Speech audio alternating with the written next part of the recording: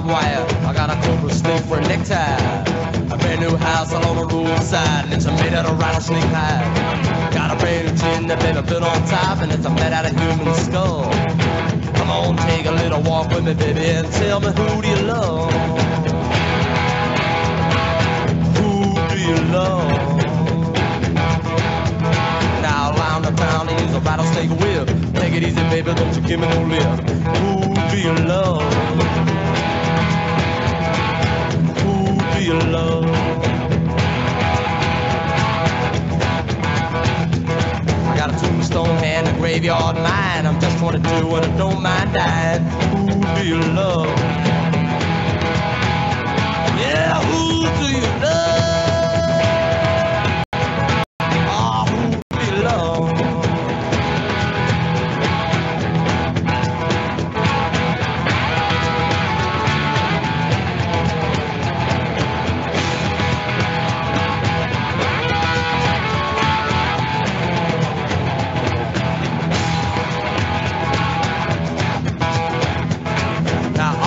Took her man by my hand, she said, Lonesome George, you don't understand. Who do you love?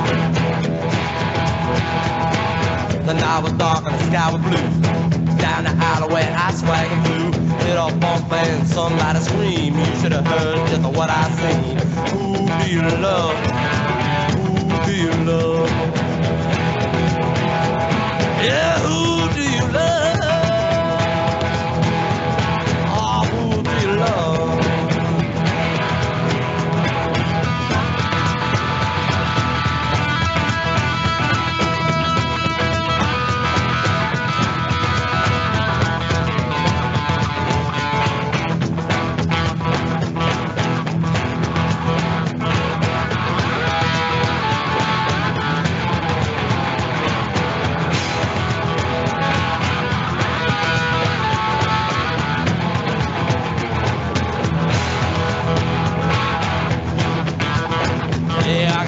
Stone head, a graveyard mind. Just 22, baby, I don't mind dying. Snakeskin shoes, baby, put them on your feet. Got the good time music with the boogie to beat. Yeah, who do you love? Who do you love? I walk 47 miles of barbed wire. I got a cobra snake for a necktie. A brand new house along the roadside. It's made out of rattlesnake hide. I got a brand new chin, I'm on a bit on top, and it's made out of human skull. Come on, take a little walk with me, child. Tell me who do you love? Yeah, who do you love? Who do you love?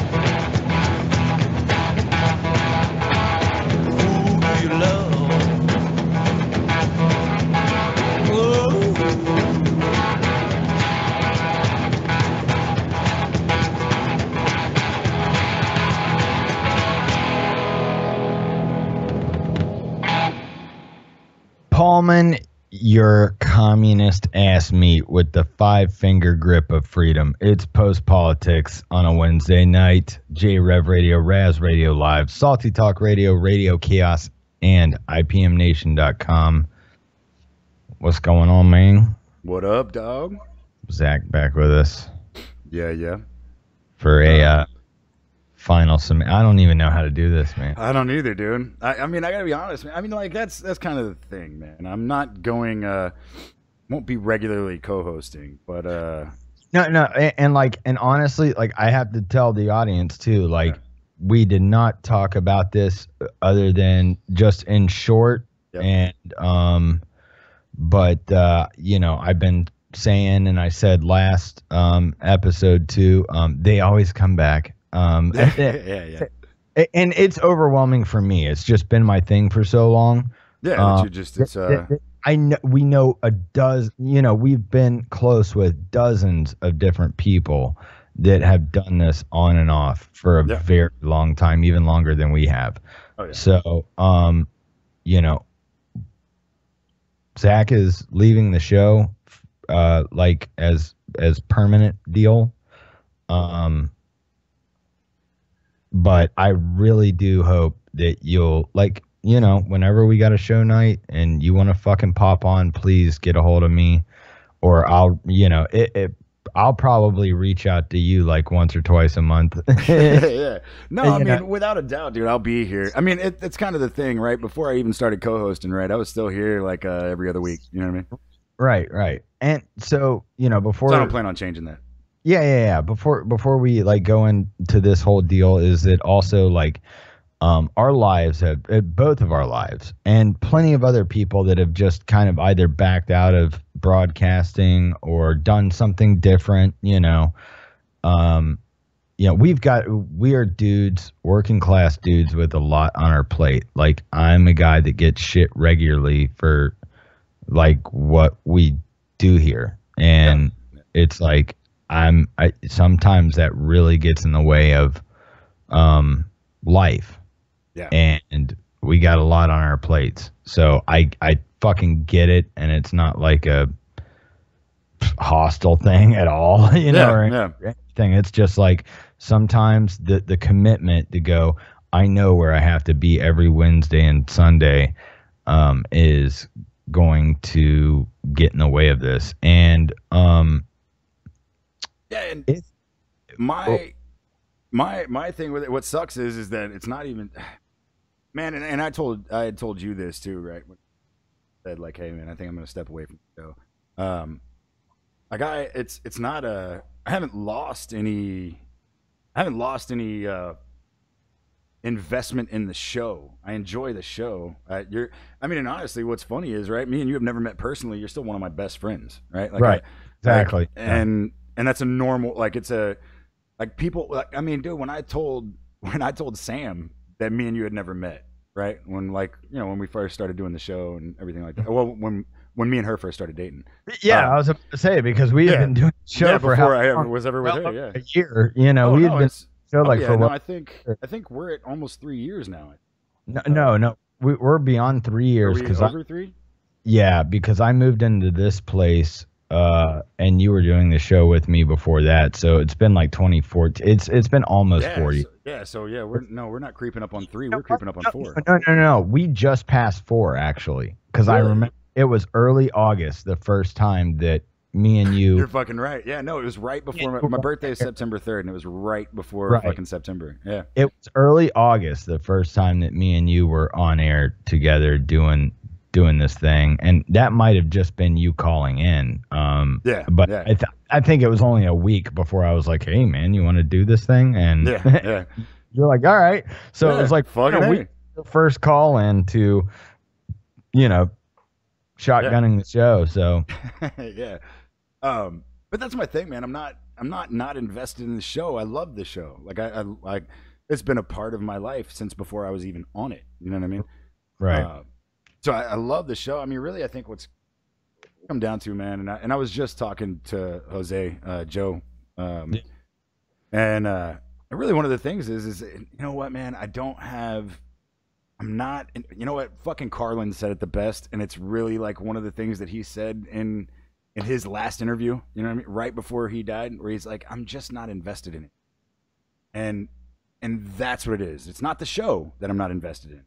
It's the climate of everything. It's like it's like, and I'm not saying like that's the hard thing about like developing a brand too, is because like I've wanted to be like, man, I really wish I could change up the fucking, you know, the show name, or you know, Robert, it's ever since Robert and Matthew went away, like I don't have the audio, you know, the capabilities of audio visual aspect and doing promos and getting good production behind the shows. I like just don't have that at my avail. and I don't have the know-how nor the time to put in to do the know-how to get it done right. I don't, you know, and you know, you can call I us don't either. Yeah. whatever, you know, but it's where life meets, you know, passion. And it's like, I don't, you know, we've tried to curtail the show over the past, like probably since the like shortly after the election to and that's be like, man, let's, you know, fuck, you know, if there's that's when I something. started feeling it, really. I mean, that's really when it started. I started kind of feeling it, man, and I kept going, and I was like, dude, because It's like I don't like doing it like that either. You know, it's exhausting, but like I still feel like a smidget of pressure to like at least add in something. And it's like me and Dennis fucking railed on like wrestling for God knows how long, you know, on Sunday night, you know. So like I want to turn it into whatever it's gonna be. And I mean, if you know, if we inevitably end up rebranding, you know, it'll just be like the fucking names. You know what I mean? It's like, if you know us, you know our fucking political angle, and if we ever want to cover something that's topical, then you know where we're fucking coming from. But I don't want to like try to shoehorn anything in. Like if we get off on a tangent about fucking wrestling or music or whatever for the fucking night, then you know we'll milk that for all it's worth till we get bored of it and get onto something else. But I think that's kind of part of my deal, man. I feel like I'm not necessarily delivering the best that I can to the audience either, because of the fact that I feel like I'm not invested in the topic anymore. You know what I mean? If that makes sense. No, and I'm really not either. Like I feel to be and I think you and I both I could speak definitely at least over the past like 2 or 3 years have like grown a lot more, you know, and we've said it on the show plenty, you know, like you know, I don't give a fuck unless it affects me, you know. If it affects me, that's still something that everybody should be invested in, no matter what side of the political aisle that you fall on. Like we still are not people that like government, and we are not people that like what's happening and you know, the decisions that they get to make for us, because we're just trying to live our best lives that we know how to. So we're aware, but we're not like invested unless it fucking reaches. It's like AT&T. Unless you reach out and touch a nigga, you don't know, you know? Yeah, exactly. Well, I mean, really, dude, like it's one of those things. Like I've started to kind of get to the point here where it's like, you know, like I said, when I was talking to Joe earlier, it's one of those things where I'm like, look, man, I actually at this point, and exactly what we said is like, all right, so on one side of the aisle, you've got the retards, and on the other side of the aisle, you've got the crazies.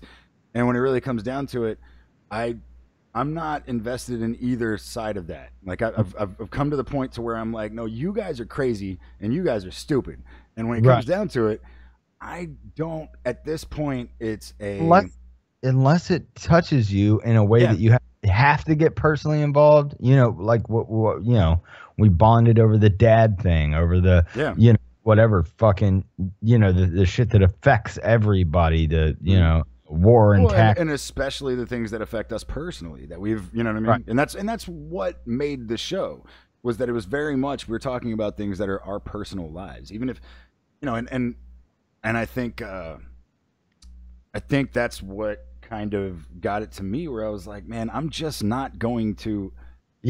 I don't want to fucking be here if I'm not going to give it my absolute fucking best at all times, because you know what I mean. And at that point, it's not a dedication to the show. It's more of a literal dedication to fucking society. It's like I've at this point decided that, like, look, these guys. Wait, dude, to go back to Dazed and Confused, right? I've kind of decided that the people that I'm supposed to be fucking helping, I don't really like all that fucking much. Right? And it's like, so what do you want to do? I just want to dance, man. It's like, I want to dance. And it's like, dude, it's really what happened is that, like, I eventually got to the point where I'm just kind of like, look, dude, I have these beliefs, and this is the way I feel about it. It's going to be this way, because I didn't just get to this because of some kind of yeah, you know what I mean? This wasn't like I fell on this. Like, no, I did a lot of research, a lot of fucking things that got me to this point. So I know this is the way I feel. But when it comes down to it, I don't at this point I don't feel like the people that I'm trying to actually contribute to or influence. Yeah, right. Yeah, give a fuck. Yeah, right. And like for me, just to be frank and honest for a minute, like for me, it's like nah. It's like we got our small little niche audience that you know, across plenty of different platforms too. Like that we don't even get numbers for. God knows who, you know, hears us on some of the platforms that we're on. You know, that we don't have numbers for, but yeah, like when we first started this thing, it was still like reach the masses, you know, or whatever. Yeah. We've got hope. It'll fucking get there, you know. Right, and it's not that anymore. But I don't know. I think I mean, honestly, I think I would have to be a dick if I didn't say that it was a little bit less than that and a little bit more of like just because I feel it too, and you're definitely in the same situation with me where, you know, there's a lot of nights where it's like, man, I would really rather be fucking doing this or going and doing this, or I have this on my plate. Like for me, I got a new pool filter in, right? You know, we had a tear, and then we found out our O-ring was fucked up. I'm already supposed to be like loading this whole thing up and gear for this show, and it's very important that we do this show tonight, you know. I have to go to fucking Ace, they don't have it. I have to go fucking 10 miles out to go to Lowe's to get this O-ring to fit this new filter on, and it's just like the show's on my mind the whole time, and I'm fucking going down like Gran fucking Turismo down the fucking. Am I gonna fucking make it in time? I gotta hurry up. Yeah. Right, so like, you know, this shit gets in the way of our fucking real lives a lot of times. And for me, it's whether no people are listening or 1,000 people are listening, you know, live. Like for me, it's like I've done this for so long. I don't ever want to. I'm just a guy that needs that schedule. I need to know that that's what I do on this night, you know. And you and I both have come into, you especially, you know, we did a whole fucking time without you being part of the show. I think twice, like once when you were in the hospital and once when you were in jail, you know. And you know, that wasn't easy, but it was like it's just like, okay, I'll gotta keep it going. I'll figure this out, you know. But for like me, I have to keep the schedule. And like for me, being a scheduled person helps me in other aspects of my life. Yeah. Even when it's tremendous, like I'm not blaming you, saying like you're not that type of person or you don't, you know. No. Yeah, I don't take any. I'm just saying, like I'm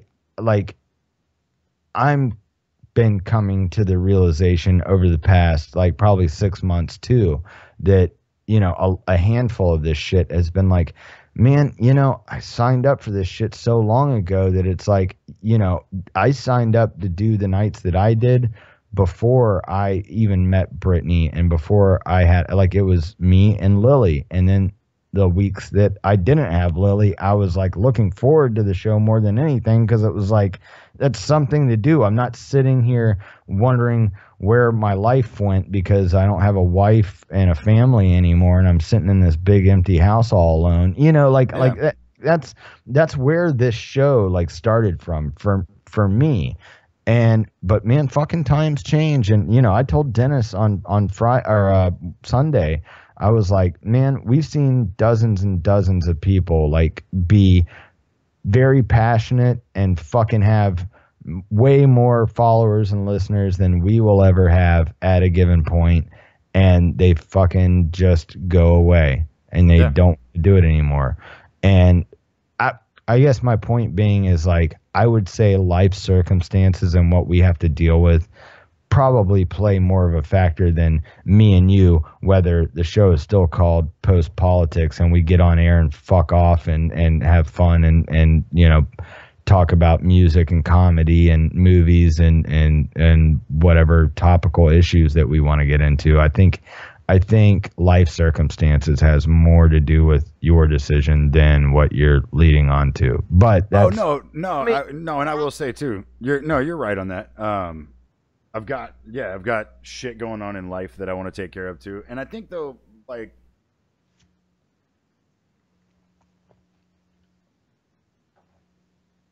But yeah, I think that that's I think that that's more of a factor because like I understand that a lot more because I don't think like your passion or like what you like me and you hanging out and doing our thing, like the commitment is a big, like the commitment part about being knowing where you're going to be on these days is it ties in more to what you're dealing with in your life more than it is quote unquote your passion for the show. You know what I mean? Yeah, no doubt. And that's what I meant when I was saying too, like, it's not so much it's not the show. I love the show. Still fucking love the show. It's still my shit. I'll still, like I said, like there's gonna be days that I miss that I won't be able to listen or whatever. But for the most part, like, look, I will still be very much invested in this show because I've been invested in this show for 4.5 fucking years. Yeah. And so to me, it's like, no, I definitely there's stuff going on in my life and things like that I got to take care of. But yeah, I mean, ultimately, like, look, Wednesday and Sunday is not about to just tear so much into my life that I, fucking can't do it. I think my biggest thing is that there's just so much, going on. And hey, life gets in the way of everybody's stuff. Yeah, yeah. No, I mean, and that's really what it is. I don't care if you have a fucking bowling team on Tuesday nights. There's going to be some Tuesday nights where you're just like, look, I can't fucking do either that. Don't have in me, or my kid's got a baseball game, or my wife's fucking sick, or whatever. Whatever it is. It's fucking. It hadn't been easy. Has done it this long. Like, it's not easy to keep up with all the time, especially when you're like, I don't feel like fucking doing this tonight, No, I mean, like, I don't feel like fucking doing it tonight. There's the, like, look, dude, I don't fucking care about those people. Why am I going to sit here and invest my shit on these people that don't give a fuck about me either? You know what I mean?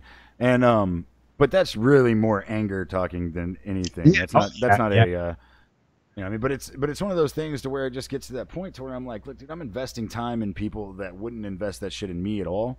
And and obviously I'm not talking about you. I'm not even talking about our audience members. I'm talking about, for the most part, the people that we're really trying to reach. You know what I'm saying? When you come to that point, like I said, after the election or whatever, we really started, I think everybody subconsciously, it's a great talking point because I think that everybody that came from where we come from with a lot of this stuff started to go like, there's a redundancy that's happening here. We're no longer reaching people. Everybody has kind of picked sides at this point. No, it's like I'm in a fucking echo chamber. You know what I mean? And, right. Everybody's unwavering at this point. Like they've picked their sides and they will. Everybody's drawn the line in the sand, and that's where they're gonna fucking stand. And I get it. And I'm not like, look, dude, it's just one of those things that I don't I don't care. And it's not like I said. It's like I told you. It's like I've said numerous times now, is like, it's not that I don't care about the show. I care very much about the show. I don't care about the thing that I am claiming to try and turn around. Right? If that makes sense. Like, I don't know. I mean, really what it comes down to is like, look, dude, I'm sitting here trying to talk on this show as if I want to turn the political climate around and shit like that. And in reality, I don't fucking care anymore. Right. You know what I mean? And that's kind of my thing. Yeah. And so that it bothers me. And the reason it bothers me is because now I feel like I'm being disingenuous. Right. And so I don't want to be fucking disingenuous, especially when the entire idea of the show and what I was doing for it was predicated on the idea that I am going to be as genuine as I possibly fucking can be. And I was also thinking about this over the past couple of days since we had talked over the past couple of days too. Was like somebody referred to it at one point. Oh no, it was Bubba talking about Raz's show. And Raz like usually historically has done like a monologue type show. Just him and the microphone. He has his wife Lexi step in, or Dave will step in and do it, but has more so often just done like a monologue show and gone over issues or whatever, and does it well, and submitted to Bubba's show for podcasts, which they did on Fridays, they would do like, oh, here's somebody that wants to do a show on our online network. And they all know our crew or whatever, you know, the Bubba Love Sponge crew or whatever. And Bubba referred to it as Angry White Guy Radio. And he goes, I know this. It's Angry White Guy Radio, you know, and it's and talking about Sean's submission to do a, you know, to get his show picked up for replays on Bubba's online network. It's just solely his, Bubba Army Radio. But yeah, it's I was going. I think that we changed that before it became Angry White Guy Radio. You know, like or once that had been worn long enough when we were doing it, like I think we started to be like, no, fuck it. Like we're talking about Wu-Tang, so let's do that for the next 30 minutes. You know what I'm saying? Like, fuck it. Like let's just go off on that. Like that makes us happy. Like we could, you know, the horse shit can wait. Everybody's heard that all goddamn day long on all the other, you know, shit that they've been listening to or whatever. Like let's just have fun, you know. So there's a certain aspect of that I will definitely keep about the show, and I guess I'll be just kind of riffing when I can, depending on monologue stuff if I have. Yeah, I mean, let's be honest. I mean, you know, fucking even from experience, I am not about to let you just start solo riffing. Fucking, I will never leave you hanging, if that makes sense. Look, that's where we came. That's how I got to this show. Okay, so that's how I got to this show. Was you hanging one night? And I was like, nah, fuck that. And I called and I was like, what up, man? And me and you talked for a fucking hour, and then I called back the next weekend, and then it just boom, there you go. Let's do that. And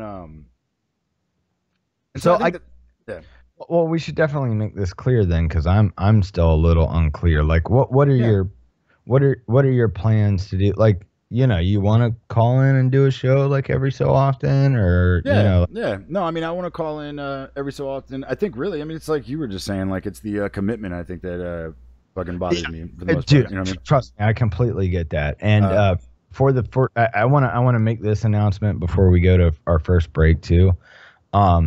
This has got me thinking, and it's not just a lack of Zach not being here anymore, you know, as often or whatever, but it's also been, you know, my commitment to do fucking, you know, the Friday night super show with Lee and Dennis, and having, you know, my Friday nights not ruined, but to make sure sure that I'm there for them. And if I'm not doing anything, like, that's great, and I have a great time with those guys. But it's also just worn me the fuck out just doing 3 shows a fucking week and making sure that I'm here. Or if I want to go to bed and everybody else on Friday night is not done fucking talking, like, I'm going to stop so I can save the fucking file so we have it for replays, even if they talk for another 30 minutes. You know what I mean? Yeah. That's where that's gotten to for me. So I think as of right now, I'll do a show Sunday, but I think I'm going to start doing and we're moving into football season and the fall lineup shows, and during this time of year, our Sunday listenership just isn't fucking there anyway. Yeah, because we're about to pick up old TWD again, right? Or is that already on again? No. Yeah, no, that's in October. That'll start. I got you. But, you know, like I said, all the major shows are on Sunday nights. Football season, Sunday night football. Like, I see the numbers, and it's been that way for years. Just people aren't listening to the radio on Sunday nights as much. And I'd like to reserve Sunday nights for something special, like, you know, maybe me and Dennis will do something on, like, you know, this past Sunday was SummerSlam. So, you know, we'll have a wrestling thing. Yeah, which actually, this is the only time that I've ever had a statement on fucking wrestling at all. How about motherfuckers trying to, like, look, dude, it's like, for some reason, It bothers me with, all right, now I know you guys both love fucking wrestling, all right? And I don't I'm even not- like the new wrestling, really. nah, my like, biggest thing right here is that, all right, but everybody knows that it's fucking fake, all right? right. So my problem is when they start giving fucking kudos to like Ronda Rousey and Brock Lesnar for being the only two people to get fucking championships in the UFC and the WWE, and you're like, well, but wait though, they gave them that, so it's fake. They're brought up. You know what I mean? That's why they have that star power. Yeah. Yeah, it's like, but it's not real. We all know it's not real, so you're just giving it to them. Sure, like, sure. So yeah, I well, had a little. Not only that, but like it would be short lived if they were not able to perform. Like in the WWE, like that. Like if they weren't able to get it done right, like that would be a very short-lived thing. Well, I mean, my thing was I was like, dude, Ronda Rousey, like, listen, bitch, you had your time, right? You went in, you won, right? You had your time. Then you came in, and some bitch whipped your ass, right? So then you go to basically acting and act like you have achieved something because somebody gave you the title. Like Ronda Rousey is definitely like a sore loser, and she's like a fangirl too. You know what I mean? Yeah. Like a sore loser and a fangirl. So it's like if you're gonna give me the opportunity, and I can, but Ronda will put. That's all Vince cares about though too. Is like Ronda will put butts in the seats. So you know. No, I mean it is kind of crazy, right? Like Vince is kind of like. He's kind of your man. I don't know why my mind just fucking went. Gandalf?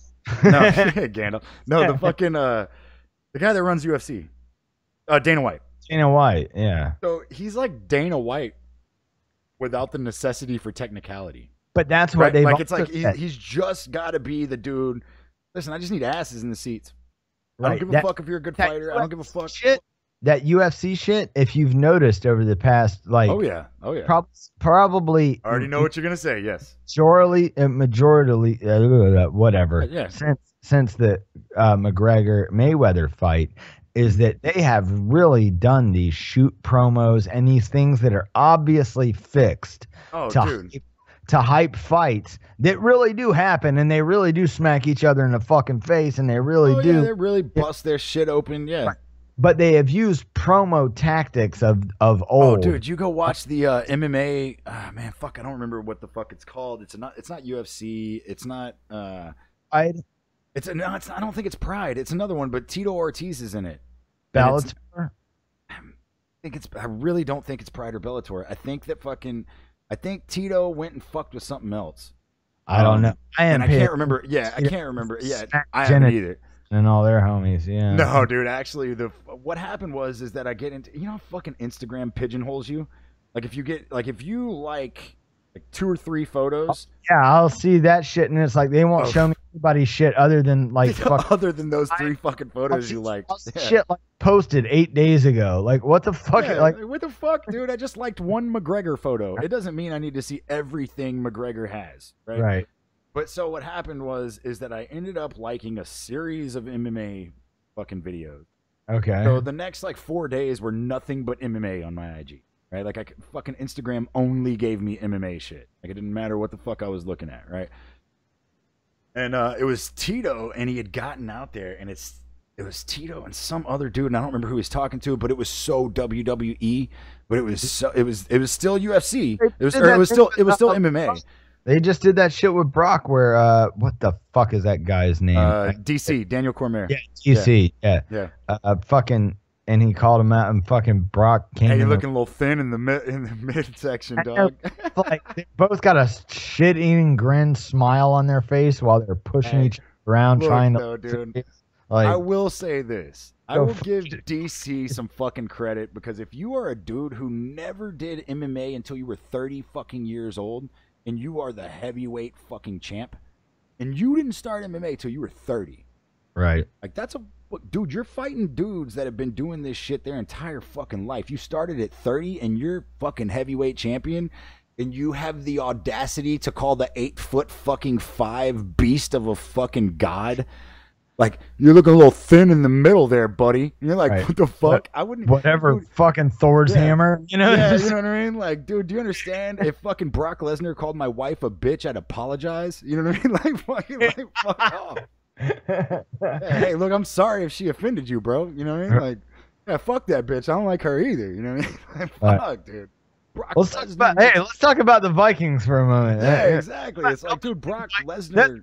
You could not give a fuck, and you would turn around in the middle of anywhere USA and be like, hey, Brock, how about them Vikings? You'd be like, fuck. dude. Yeah, hell yeah, dude. Dude, Brock, dude, I'm telling you right now, dude. Fuck the Packers, right? Yeah, fuck those guys. Those guys are pieces of shit. I hated them. You could have, yeah. Right. There's a certain amount of like, a pussy, you know what I'm saying? yeah, fuck DC. That guy fucking sucks. You know what I mean? Like, dude, it's one of those things, right? When you have like guys like Rogan who are talking about fucking, they're talking about him and they're like, that is a god of a man. That is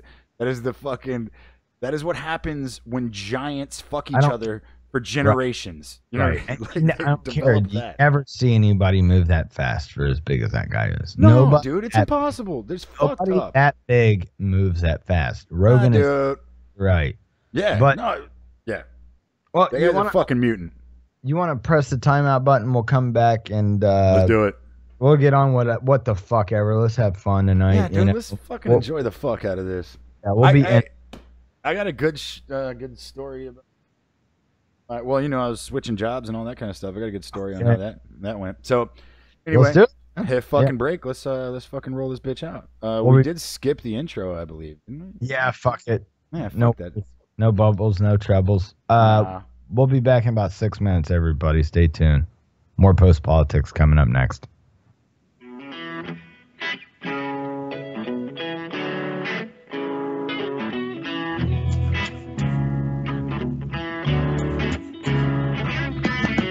Ask you this about this life we live, and let me try to swerve some of this attention you give to them distant ass relatives over ham dinner. If they really missed you so much, why don't they just call it? If you wasn't blood, would you still have love? Or in fact, does the blood make you think you have to love? Look, I probably love my family more than anybody here, but my homies are family too. Third cousins, get out of here. Who was you with when you got tattooed? Who was you tripping with when you did them mushrooms? And who the fuck threw up all over your car and then felt worse than you about the shit in the morning? Who loaned you money, homie? Who owes you cash? Who taught you how to use a bond for the glass? I don't know much, but I gotta assume that when you hit your first net, your homies was in you talk about homies, homies. Talk about what dogs are about. Motherfucking homies, homies.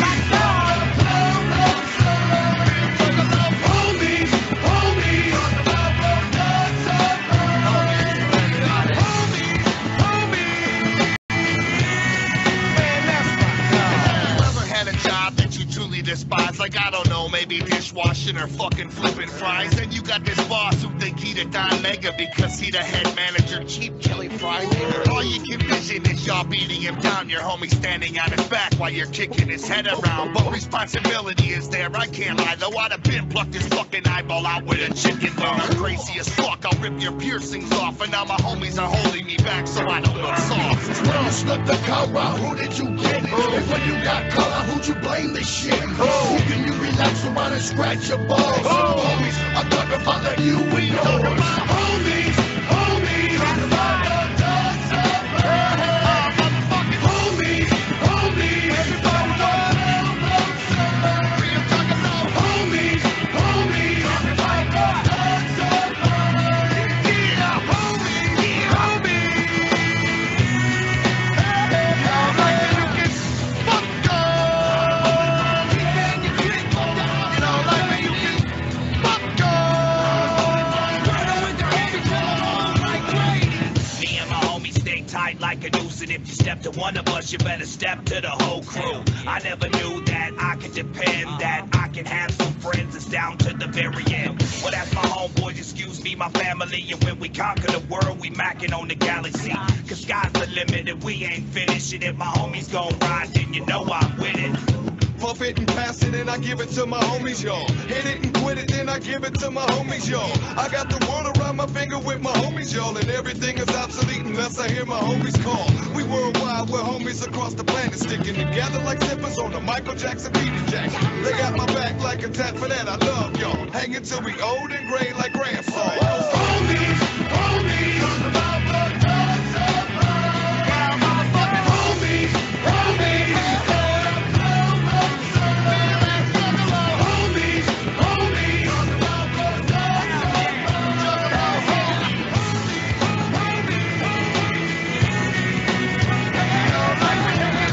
fuck God. Keep it in your clip, fuck God. You know what I mean? Fuck God. Turn them with their homies till I'm on. You know what I mean? Fuck God. I ain't trapping on the family all along. You know what I mean? Fuck God. Swing your hat, you know the daily with my true homies.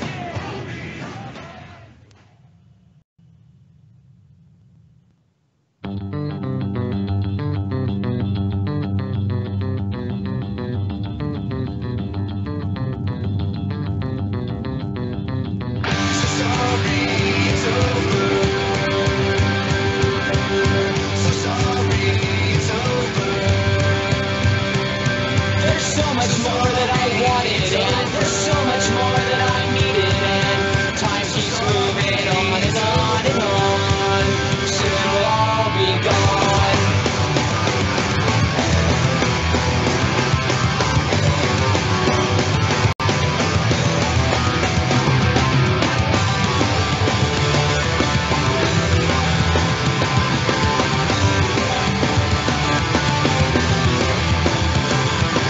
Let's take some time to talk this over. You're out of line and really sober. We can't depend on your excuses, cause in the end, it's fucking useless. You can only lean on me for so long. Bring the ship about. You watch a friend drown, stood out on the ledge. Expect you to come down. You can only lean on me for so long.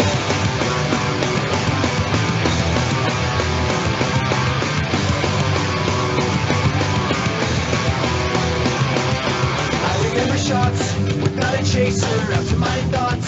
Now you're a stranger, cover up the scars. Put on your game face, left you in a bar to try and save face. You can only lean on me for so long. Bring the ship about. You watch a friend drown, stood out on the ledge. Expect you to come down. You can only lean on me for so long. Sorry, it's over. So sorry, it's over. There's so much more that I wanted, and there's so much more that I needed, and time keeps moving on and on and on. Soon it'll all be gone.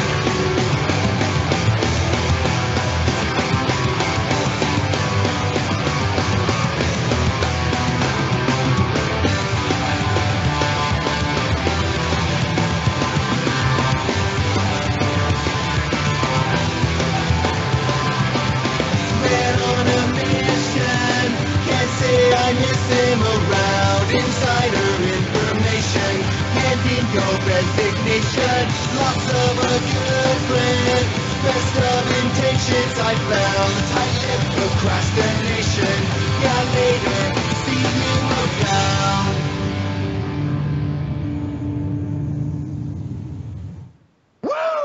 All right, everybody, back at it. Post politics. Oh, on a Wednesday night. What's going on out there in Radio Land?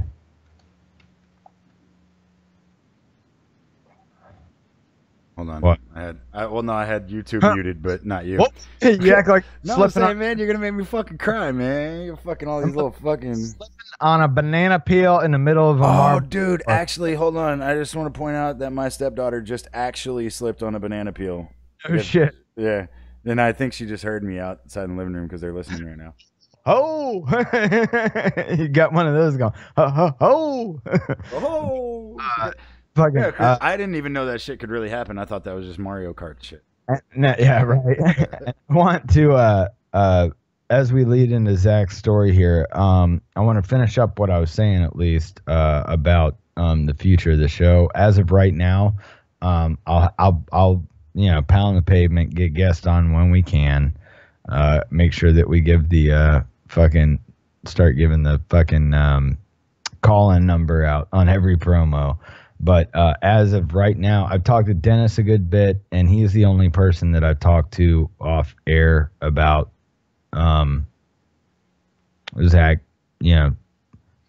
taking off for foreseeable future, popping in when he can. And so for right now, Dennis, and whenever I can talk Brittany into it, me and her, have had on some of the nights with our technical difficulties lately and things like that. Brittany stepped in, and I'm having fun doing radio with her too.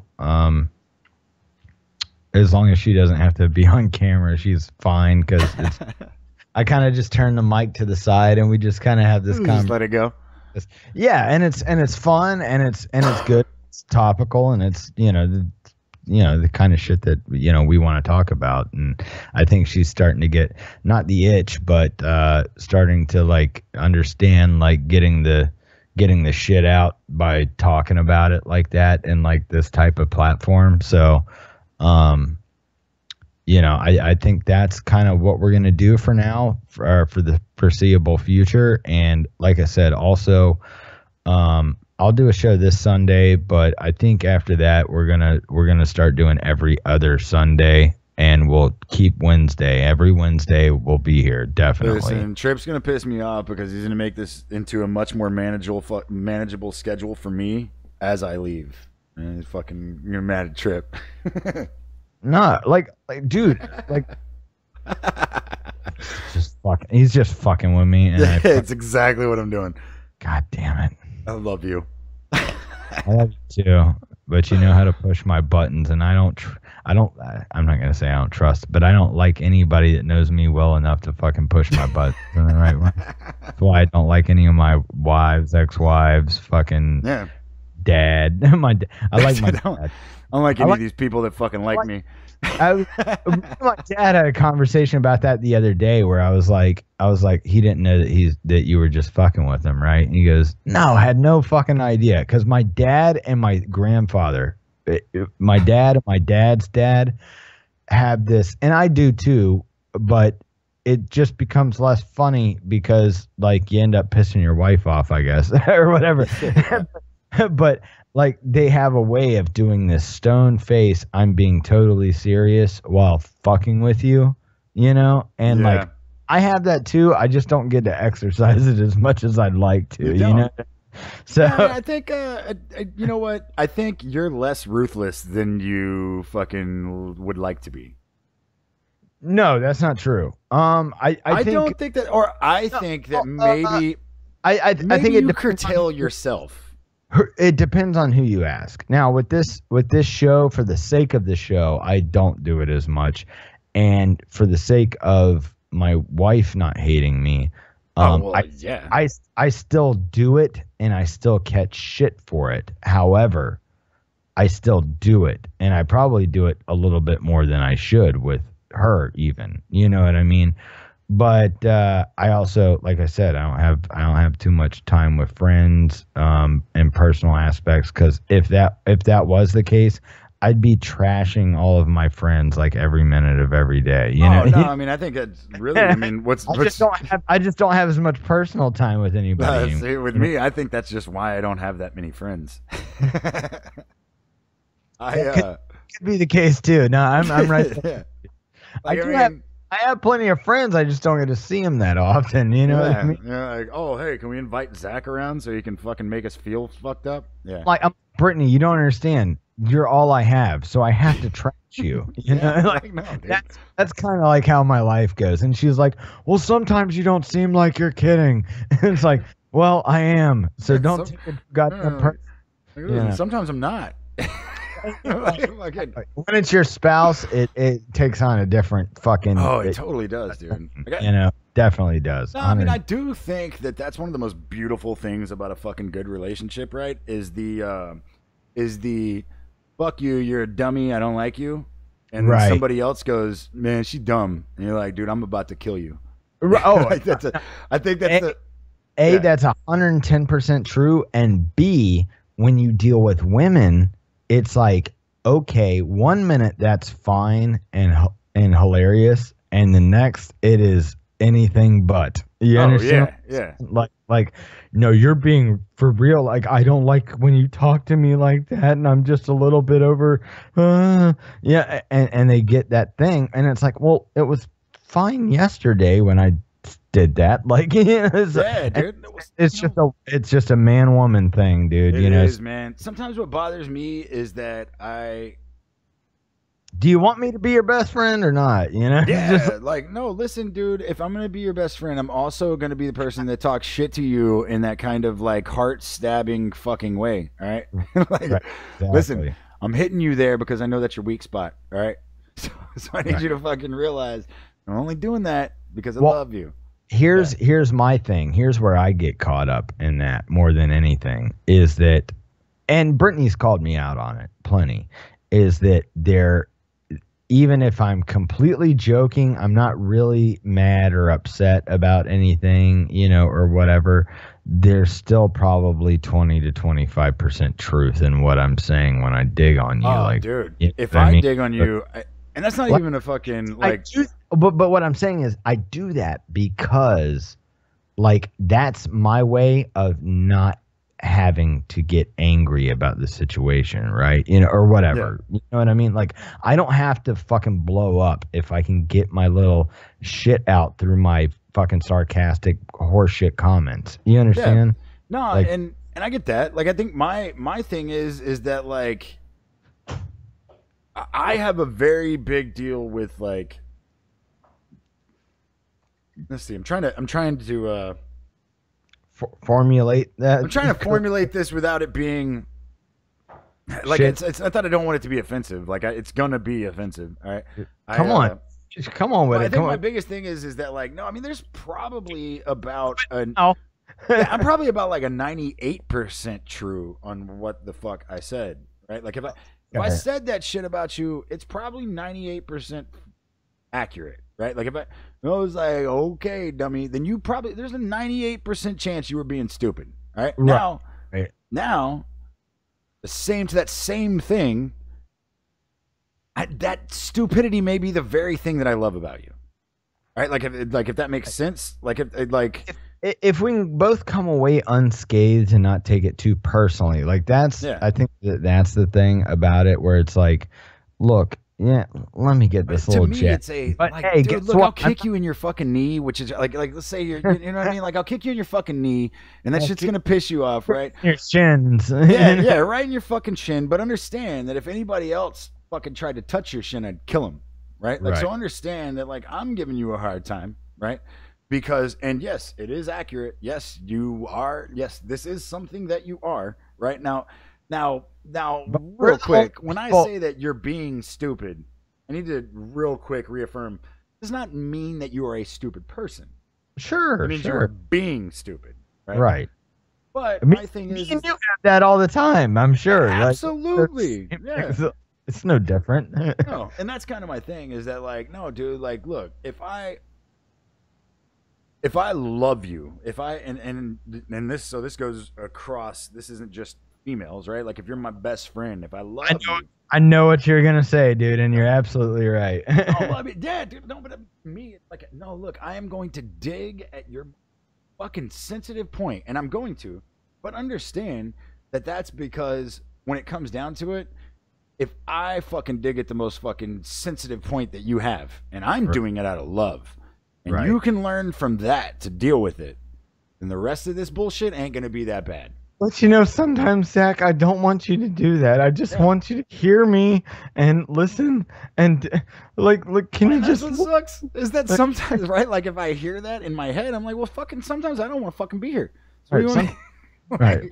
You might just be full of shit sometimes, you know. Like, I mean, and that's what sucks, man. Is that that's what I love so much about Sam, dude? Is that yeah, same thing. I am such but- a careless asshole with a huge heart, right? Yes, Like, yes. If that makes sense, I don't, like, listen, dude. Tupac, well, Tupac said it best. He said, and like I said, I'm not really one to place this shit on the fucking astrological horse shit or whatever, but like, yeah. he's a Gemini just like me, but I understand that when he said that, he goes, I'm so harsh because I care so deeply, you know? No, and I think that's true. I think that's true. Look, dude, if I love you to death and I fucking strike at your weakest fucking point, and then you get offended about it, understand that when you get offended about it, I'm about to be like, hey, dude, don't be fucked up about that. I love you. Right, You know what I mean? right. You're my shit. I love you. That's been a lot of my private conversations lately. Oh yeah, but hey, understand also that if I can see it, other people can see it. Right, right. So don't, if other people can see it, then understand that what I just did for you, right, was, yes, it was me taking a shot. I was having fun. I was. Sure. But I'm not. if you can take that from the dude that loves you, if you can take that from the guy that fucking cares about you, then when the person that doesn't give a fuck about you fucking says it to you, you'll be able to brush that shit off a little bit easier. Or not only that, but you know when to fucking deck somebody if that's the case. Fuck you. Yeah. Hell yeah. Right. But yeah, I mean that's the whole thing is like you know, a lot of people think that I have like a misconception about like myself or like how I'm fucked up, you know, and I don't, you know, I understand. I know exactly how I'm fucked up. Yeah. I kind of have to justify some of this stuff, and I also have to go like, I'm not completely fucked up. I'm at least half right in my line of thinking and my line of action. You know what I mean? Yeah, like, hey, fuck you, dude. I'm telling you right now, am I most wrong? I'm at least 45% right. Exactly. Am I most wrong? I'm 45% right. That's the perfect way to put it. Absolutely. So, like, you know, but I'm also going like, hey, man, you know, and I don't care who I'm talking to. It's like anybody that's going, you know what, you know, you're a little fucked up too, but you don't really see it the way that I do, or at least in the same aspect. I mean, you know what I mean? Yeah. Like, don't act like you're completely right here. Oh, I think one of the most beautiful things I've ever... I've had friends that have been like totally like just oblivious to like who they are as people, and it's like I understand how people see me, right? You know, like maybe not completely, but I do have. Yeah, but you've got an idea. Yeah. Right. Like Brittany's big issue, like when she tells me about this, and it's like, no, I understand that, and she goes, yeah, but you don't give a fuck, you know, like she's like, you don't care how people look at you, and I'm like, no, I guess that's right. Yeah, but also people that are like I've had plenty of friends or acquaintances or whatever that like have like no idea like how they are perceived as, and it's like, no, I'm here to tell you, like, I understand the perception that you have of me. I'm just telling you, like, I don't give as much of a fuck as you think that I should give a fuck about this, right? You know, so I don't know. I don't know where I was going with that. I'm just saying, like, no, I'm feeling it though. I mean, like, really, that's kind of my, like, look, dude, there's a certain point of look, people are hard to understand, all right? And the reason that people are hard to understand is because of the fact that fucking, look, dude, I mean, when it comes down to it, is fucked up too. Dude, it is. And not only that, dude, that life is fucked up, but also consider the fact that most people don't know where they fucking stand in life. And most people have no idea where they stand as a person. Most people are waiting on somebody else to fucking tell them what the fuck they should be doing too. Yeah. You know, and like, don't get me wrong, like I know how, like I know what I got to do to get by, you know, but it's like, okay, how can I make this work to my benefit for what my vision of my life is, right? You know, how can I fucking stay within the lines, right? How can I steer that train within the lines and fucking still make this work out for who I am and what I'm doing? You know, that's my world. You know what I mean? Yeah. No, I mean, I think one of the hardest things with me and my, it's being sensitive and also being an asshole. That well, that's why we're assholes. Yeah, like said, but it becomes a struggle. We're that harsh because we're that sensitive. You know what I mean? Yeah, I mean, I really think that that's something that It's like, no, dude. Like, look, I have a.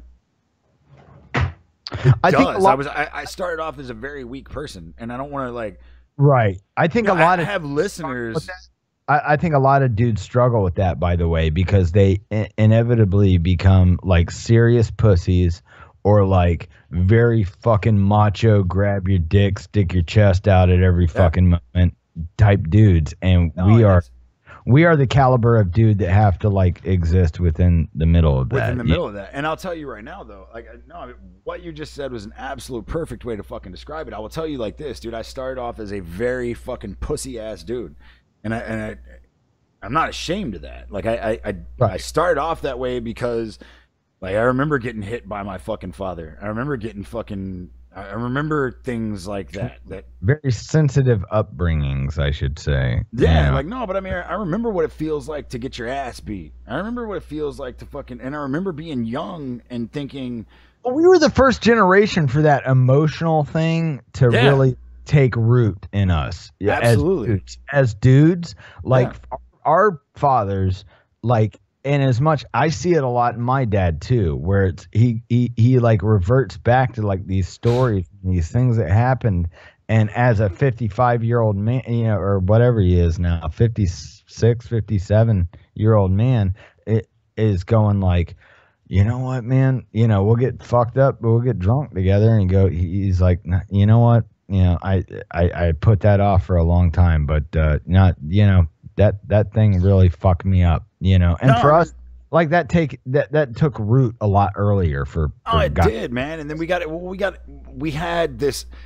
in this weird little middle ground, right? Where I feel like it was fucking terrible and amazing, right? Because you've got this fucking thing where we were expected to be men, to grow up to be men, but also have to be sensitive as a woman. Yeah. Or not necessarily that, but like the sensibilities enough to take like moral and psychological stock of ourselves, like and be more self-aware than just this is how it is, this is what the woman does, and this is what the man does, and this is I think actually though that if we were actually forced to take more moral stock of ourselves, we would have been better. I think that what we were really fucking taught, I think that it was so much of a listen, you're going to get your ass whipped for what's happening right now, and I need you to also realize that it's not okay to hit people. Right. I think that there became I struggle with that as fucking, a parent too. Yeah, like, no, and I mean I mean, listen, even me and Sam talking. Where you go, be nice, stop hitting people, like and like, no, I mean, because you look at it this way, like, right, like, Sam doesn't have any other male children, you know what I mean, and like, and my only other male child, I was taken away from me at a very young age, so it wasn't a very young age for him. So it's not it's one of those things that it's a, look, dude, this is not an easy thing to address, but when it comes down to it, and Sam's like, listen, sometimes we're going to have to fuck it, but he's a boy, right? So we're going to have to spank him. And I'm like, hey, listen, hold on, dude. No, hold on. Sometimes I may swat him on the ass, but I need you to understand, don't hit my fucking kid. And that's not it wasn't a call out. It was me and or a hierarchy thing. No, absolutely not. No, there is no. Yeah, real quick before we get into that, there is no hierarchy between me and Sam. And when I say that, I mean that like at any point that I pull that fucking hierarchy, Sam will fucking let me know. Exactly. And so I don't have any fucking. When it comes down to it, is I start to look back, and I was talking to Caden, my oldest stepdaughter, last night about it actually, and it was she didn't understand. She was trying to talk about the way that she got punished for things. Right? Dude, in the 4 years that almost 3.5 years that I've been with Sam, she fucking popped Caden one time, right? One time. Now remember, Caden's almost 15 years old. Yeah, almost 15. And they're older girls, so. Oh yeah. No, she popped her. She slapped her across the face because she said some fucked up shit to her mom, and her mom went, "Don't you ever say that shit to me again? It's fucked up. I don't ever want to hit you like that. Don't you ever say that to me again." Right. And hey, dude, I stepped back and was like, Yeah, dude, I ain't got no. You're right. Nope, no balls, no troubles. Yeah, hey, listen, if my son said that to me, I would have slapped his ass too. Absolutely.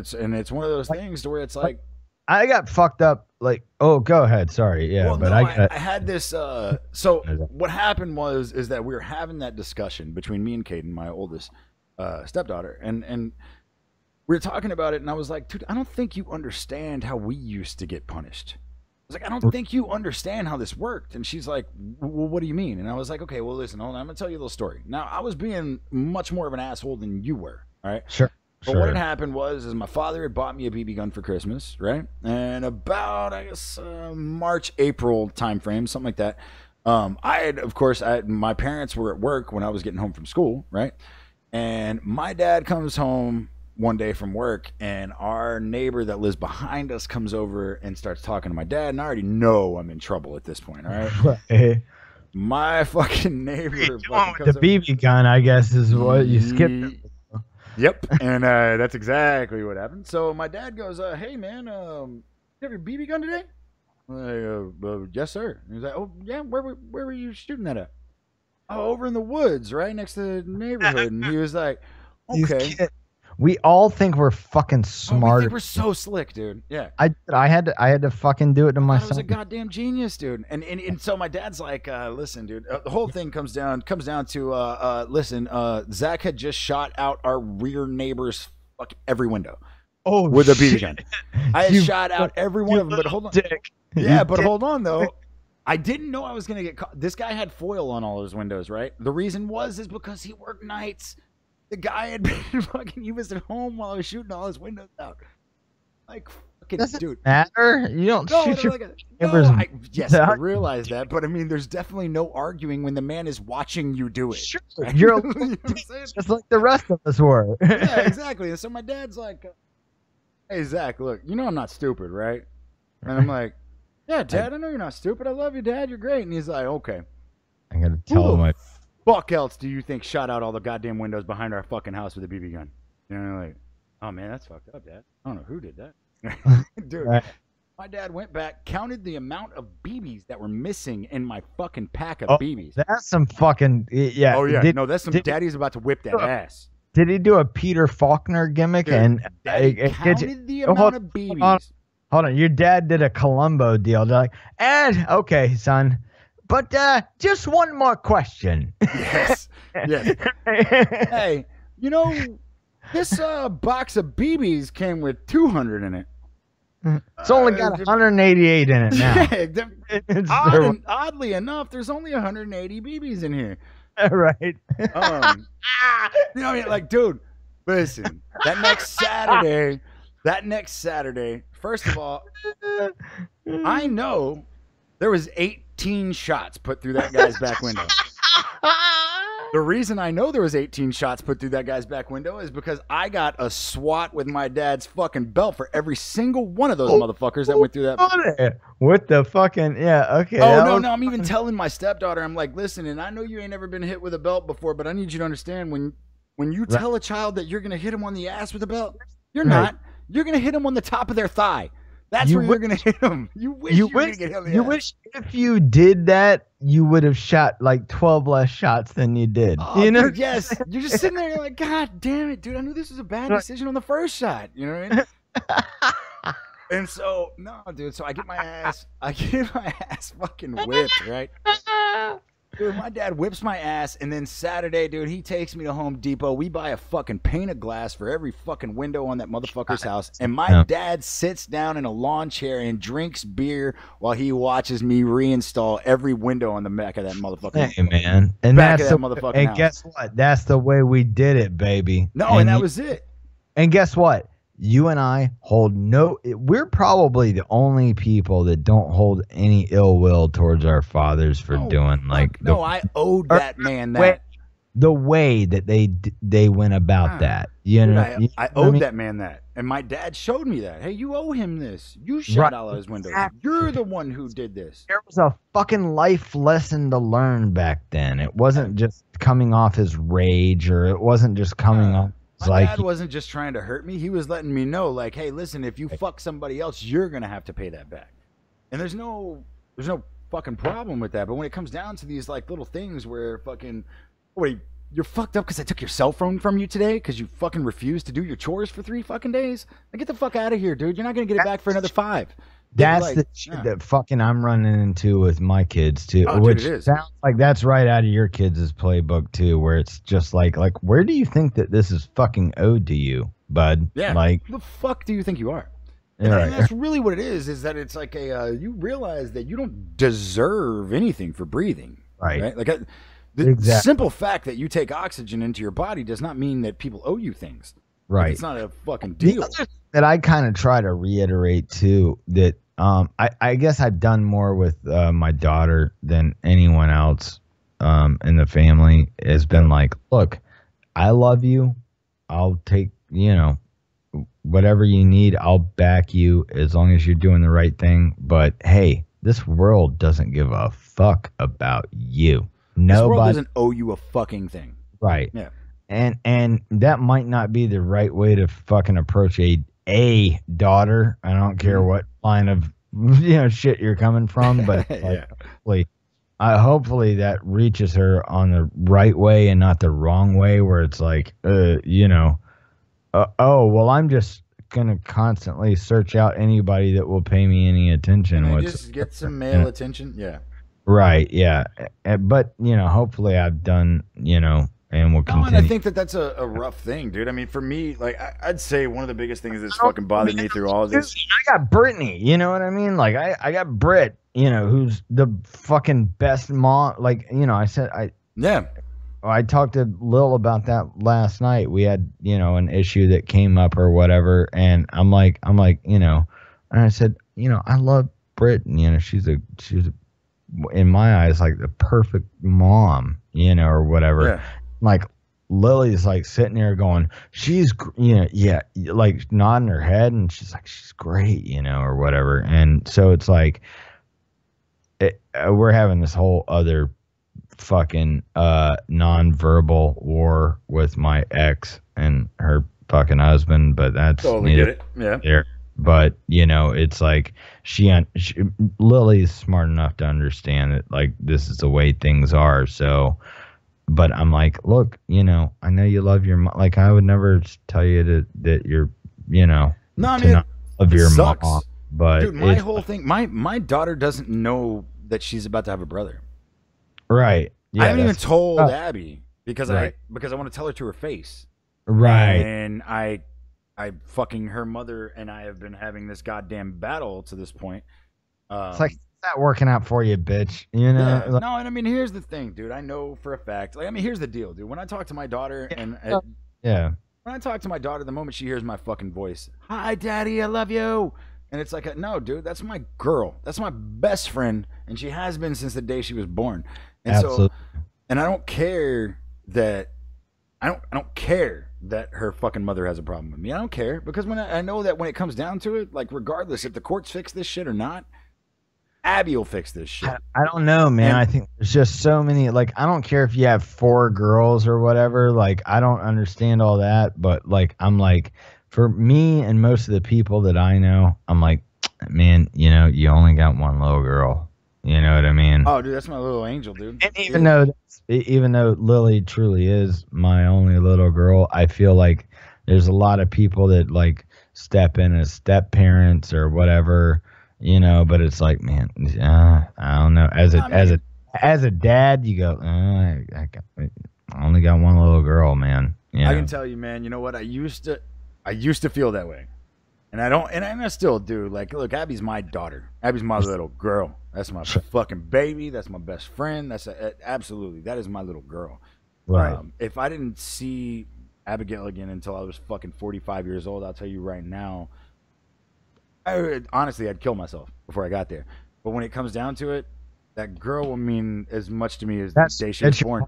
That's my heart. That's everything. Right. I can still get up every day and live my life on the hope that I will see her again, if that makes sense, right? Yeah, absolutely. So I will say this, though. With my stepdaughters, I didn't know it was possible. I didn't know it was possible to care as much about them as I do. I didn't know that I could do that, and it wasn't it's not a well, stepfathers don't care as much. It wasn't that. I just didn't know. You know what needs to be, and I'm telling you, like, I'm dealing with that on the opposite end with boys and stuff too, where it's, man, fucking. I mean, look, dude, today, to tell you an experience that I had, man. Today, my can we yeah, go ahead. What are you about to take a break? No, yeah. I mean, if it's gonna take it, I mean, if it's gonna be done quickly, I'm but intoxicated, sir. I gotta. No, I'm not intoxicated. I just need. I'm trying to figure this whole fucking thing out. But I know we need to take a break, and I know I need a refill. So I'm. All right, real quick. I'll hit it real quick then. Okay. Hit it Like real quick and let's go break. We could do it now, or we could do it later. But I don't want to rush you. I'm just gonna forget if we do it later. Okay. All right. So real quick, actually though, today, like, man, one of the most beautiful things in the and not look, both of my stepdaughters are fucking dead. They're both two of the coolest fucking women I've ever met. Or two of the coolest girls, like. But today, at like 8:04, fucking the youngest of my stepdaughters sends me a thing, and she's like, "Hey," and it was like at 8:04. She's already been dropped off at school, right? She's like, "Hey," and I was like, "Hey, sweetheart, what's up?" And she was like, "None. I just had a few minutes before class started. I just want to tell you I love you. What are you doing?" And I was like, "Oh, fuck, you beautiful little girl. I love you so much. I don't even care. I just hope you have a wonderful day. I'm just sitting here. Right. I love you so much." Right. And then sent the screenshot to Sam of like, "Oh, hey, the little girl loves me."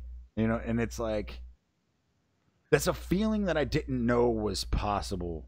No, definitely. I didn't know that it was possible to have that feeling about a kid that's not your blood. Right. And I have certain moments of a lyric like that too, where it's just like, but well, I won't get into it before we hit break, but yeah, let's hit that break and we'll roll with it. Yeah, no, there's definite things where it's just like, oh, yes, like that's the payoff for what we do, right? Like that's the payoff, Well, there's a certain amount of shit that's not even goddamn. Like, I mean, yes, it is about being a parent, right? But if there's something that comes in about being a positive influence on somebody else's life. Right. It's not so much being a parent as much as it is just being a positive influence on another human being's life makes you feel. I don't have that all the time. You know what I mean? I don't have it all the time. A lot of my shit is keeping schedule and structure around here. Like, yeah, see me, I'm not that at all. We eat the fucking dinner. We fucking take the baths. We go to bed. It's Jeopardy time. Hey, let's watch Jeopardy. Or whatever. Like, and that's our little time, or whatever it is. So there's certain aspects about that it's like I try to wedge that in, but it doesn't always work out perfectly either, but it's also going like, hey, we're here, but I needed that as a kid, and I'm glad that I have that today. Like, I would be a fucking mess if I didn't have that. And I hate to keep going back to that, but that really is that the work ethic and the structure and schedule of life has been, ultimately like my biggest windfall, of all time. Nah, it's funny because me and you, and actually, you know what? Let's go ahead and hit break. I want to come back in and talk about that. I want to talk about the because I do feel like those are the only. I feel like that's the only point where me and you are very different people, is that you are very structured. I'm very not. Right. And I feel like there's a certain. I like spontaneity when it's. I think that there's. I just think that there's something that both of us could take away from each other about that. Yeah, exactly. Yeah, absolutely. And just to reiterate right quick, like, it's like, if the time frame is there for me to be, spontaneous, then I'd love to take the opportunity to be that way. However, like, if I know that that's what's going on at the time, it's like, nope, boom, ba boom, ba boom, ba boom, ba boom, down the line. No, I mean, I think that that's what's so cool is that I think that when you look at it from your perspective, structure is the most beneficial thing, and then sometimes that chaos fucking contributes to being beneficial as well. And I think that on my life, I think that I look at that chaos as being beneficial and that structure sometimes contributing. And so I think that we are very much opposite on that. But no, I don't think I. Do you see what I'm saying? I understand what you're saying. A similar experience, but a different perspective, if that makes sense. No, I'll point it out perfectly before we hit break here. We both find it beneficial in that way. However, our percentage levels are different. Yeah. Okay. Yeah. Okay. I'll give you that. I'll give you that. We'll be back in about 6 minutes. Everybody, stay tuned. More post politics coming up next. My song, we come to take over. MC, you better look over your shoulder. Yeah, you know, we are it on. Oh, well, no. Walk on the election.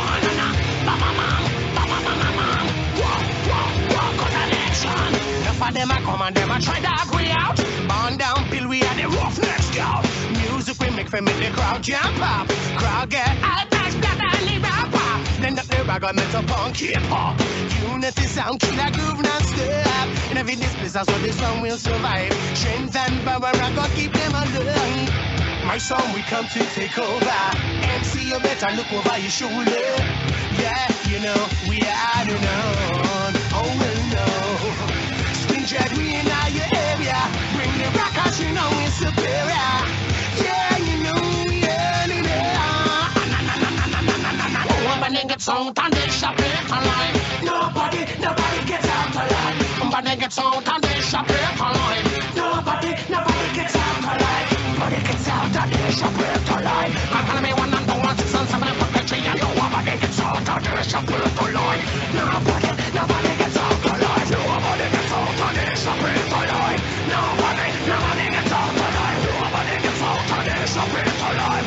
Nobody gets out alive.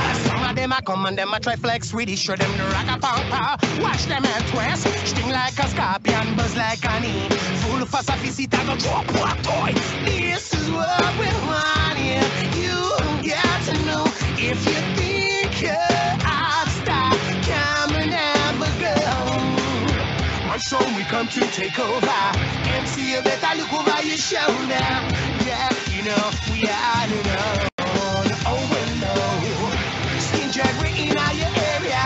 When the rockers, you know it's superior. Yeah, you know, yeah. Nobody gets out on this shop alive. Nobody gets out alive. Nobody gets out on this shop alive. Nobody gets out alive. Nobody gets out on this shop alive. Come follow me 1 and 2 1 6 and 7 and 4 3 and nobody gets out on this shop alive. I'm a tell them what they tell them what they tell them what they do. Nobody gets out on this shop alive. Nobody gets out alive. Nobody gets out on this shop alive. Nobody gets out alive. Nobody gets out on this shop alive. Nobody gets out alive. Nobody gets out on this shop alive. Nobody gets out alive. Bam bam bam bam bam bam. Walk on the next one. Bam bam bam bam bam bam. Walk on the next one. Bam bam bam bam bam bam. Walk on the next one. Bam bam bam.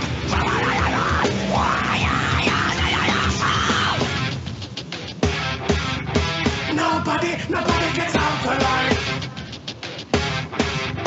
Nobody gets out alive. Man gets out on this shop alive. I'm following me 1 and 2 1 6 and 7 and jumping up there. Woman gets out on this shop alive. Nobody gets out alive. Nobody. Nobody gets out on this shop alive. Nobody gets out alive. Nobody gets out on this shop alive. Nobody gets out alive. No one's ever bitch him and come up on this alive. Nobody gets out alive. Nobody gets out on this shop alive.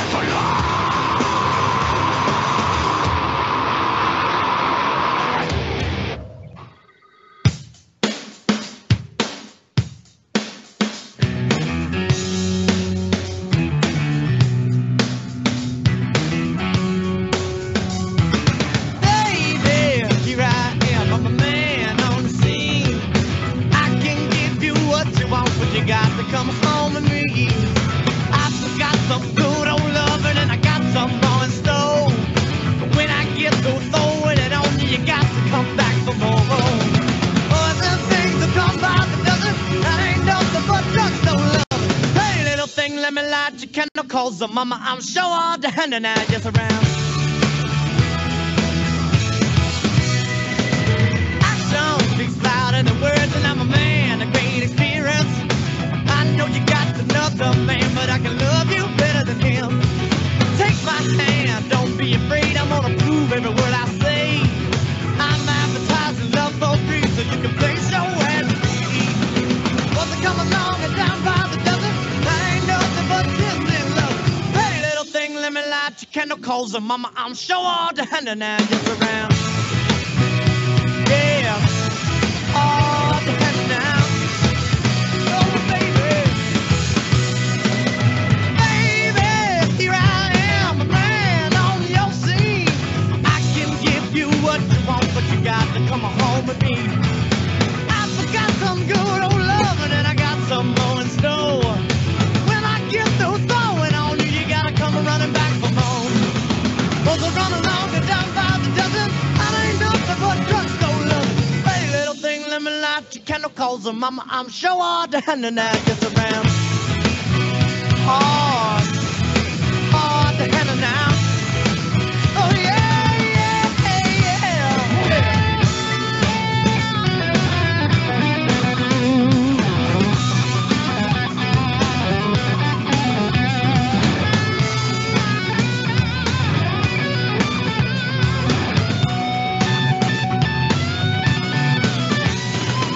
Both are going along and down by the dozen.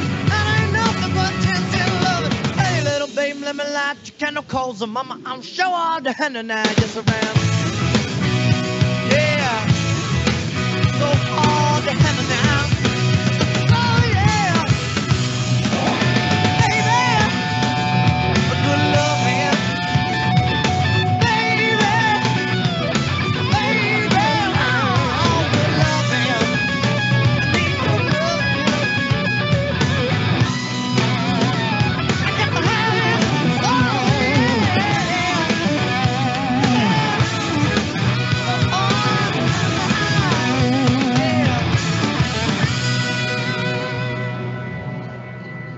All right, everybody, we're back. Final segment, post politics Wednesday night. What's going on? So pissing my wife off with that one. Why? Well, because she was on the phone, and it's impossible for me to hear Black Crows and not be like, "Hey, little thing, let me light your candle, cause mama, I'm sure hard to handle now, yes, I'm right." And she's like, "Shut up." Right. I'm like, What the fuck are you even saying? Yeah. Hey, go the fuck somewhere else, dude. I'm listening to Black Crows, dude. What do you want me to do? I want to ask you a bunch of questions. And I want to have them answered immediately. Right. Dude, I gotta watch fucking Kindergarten Cop again. Right. Why isn't that on Netflix? I don't know. There's lots of stuff that.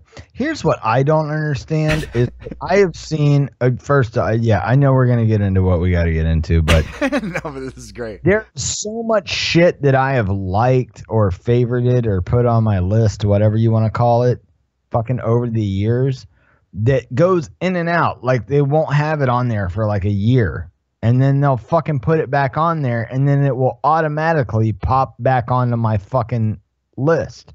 Oh yeah, So- dude. Jay and Silent Bob Strike Back is a regular. It's like, stop. Like, just fucking keep it on there. Yeah. Why are you fucking taking it off? Right. Like, who gives a Dude. fuck if it's something that's short-lived, it ain't gonna fucking have lasting power. But guess what? You should have never taken Goodfellas off of fucking on and Nah, off get the Netflix. fuck. Yeah, fuck you, Right? dude. Like anybody would ever be tired of watching Goodfellas. Right. No. Guess what? There's.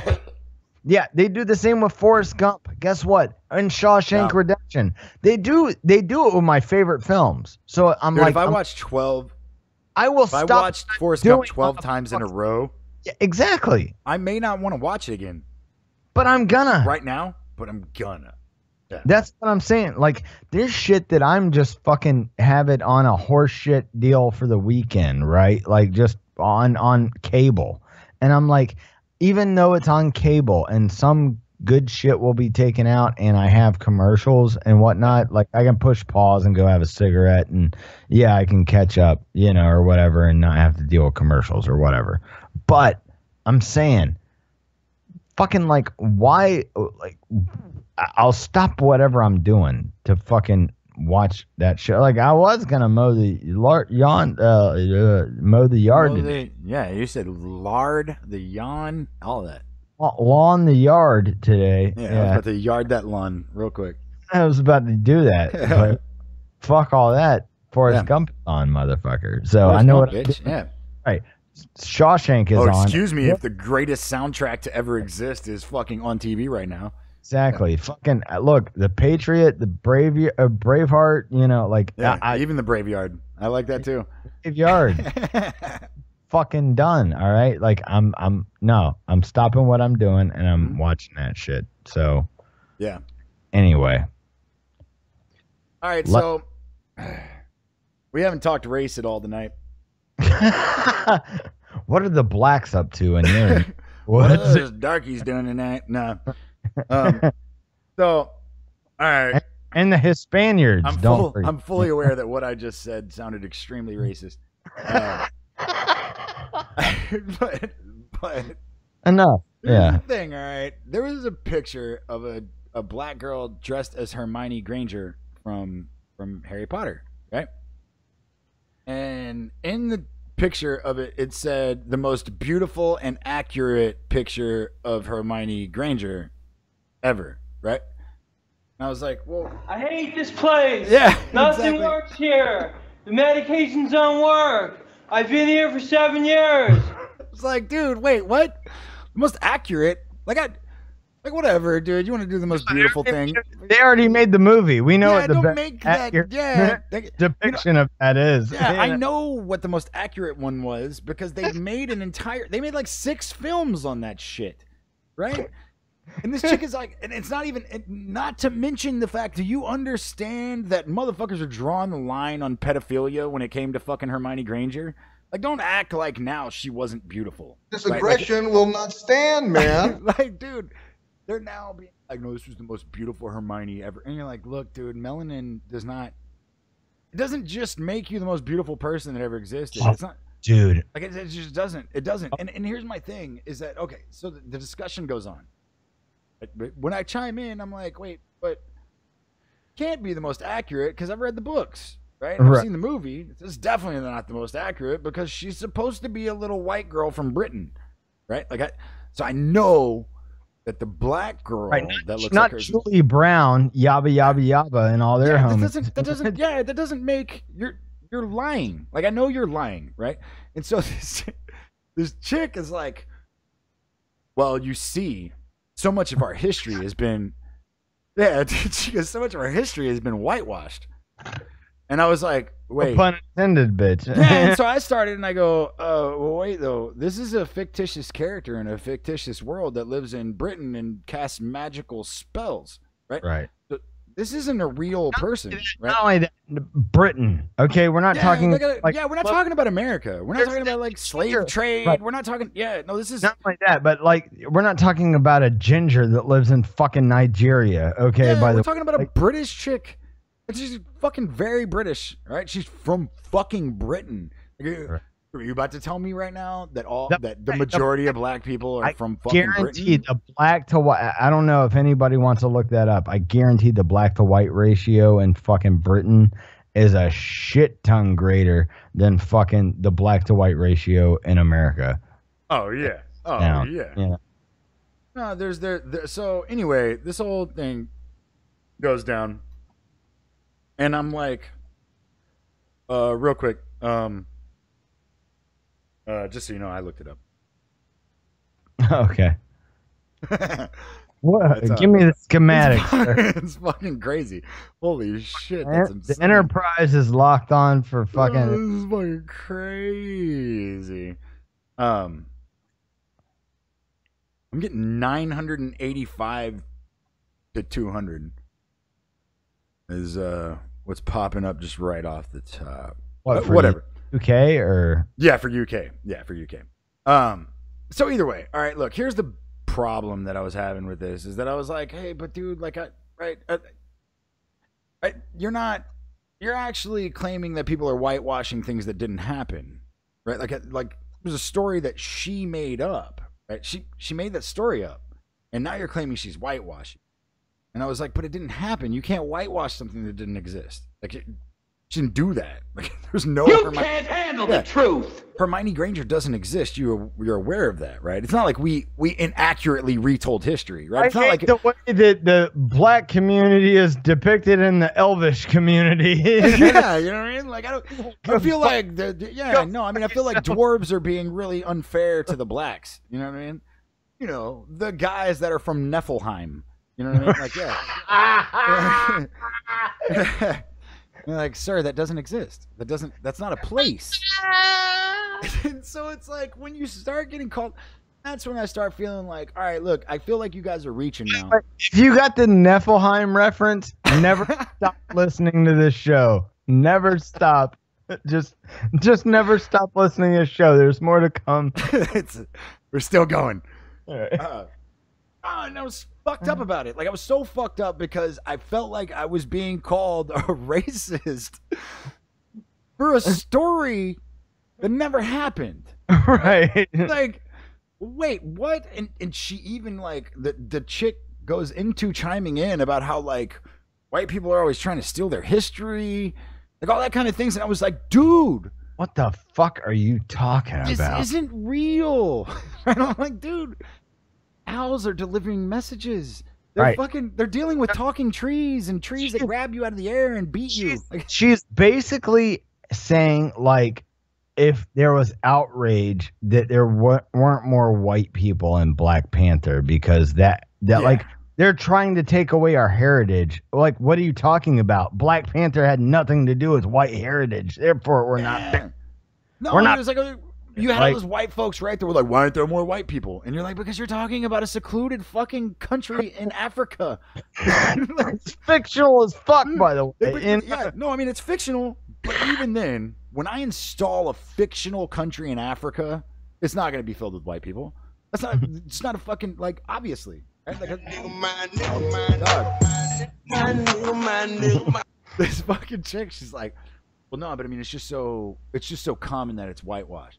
And I was like, dude, this did not happen. This is not real. This isn't a real thing. You can't claim that events that didn't exist were whitewashed. And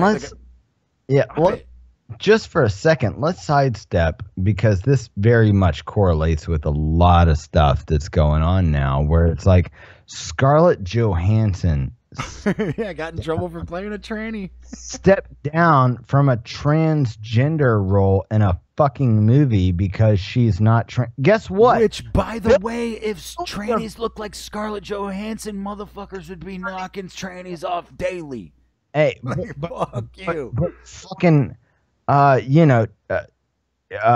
Billy, the chick with a dick, guess what? Doesn't have the fucking talent that fucking Scarlett Johansson. Okay? Guess what? Because Billy's been trying to exist simply on the fact that he removed his dick. That's he's been riding on his dick removal for 10 years. All these fucking dumbass cocksmokers out there in Hollywood is going like, well, guess what? Billy, the fucking transgender, doesn't have the star power to put butts in the seat to fucking make back the money that we spent to make. Very rarely do movies make back the money that they fucking spent to make them and or pay the fucking actors. And the next fucking thing is like, you can pay Bill if they wanted to really fucking turn up the heat. It's like, no, you're not Scarlett Johansson, so we're gonna pay Billy the transgender to $50,000 as opposed to Scarlett Johansson's $5 million that we were gonna pay to make this film. And guess what? Billy the transgender doesn't fucking have near the fucking talent that Scarlett Johansson does. So why? No, and let's not even fucking dude. Let's say, look, dude, you can go look at people like Blair White, right? The trans conservative chick. There's fucking dude. There's tons of trans chicks that are no, but I mean, you look at it like this. You're like, look, wait, hold on though. Do you understand that for every 100 trans people, there's fucking 10 Blair Whites. All right, and Blair White is. No, I mean, she's gorgeous, dude. That's not even a fucking, dude, you look at her, you wouldn't know she was trans at all. The only reason you know she's trans is because she said I'm trans, right? But you look at her, you're like, no, that's a beautiful girl. That's a beautiful girl. And then you find out she's trans, and you're like, oh wow, I didn't even know. Wow, that's crazy, right? Right. But listen, the regular trans people don't like the dude with the beard that's acting like he's a fucking woman either. Like they don't like that either. It's annoying. Like fucking stop.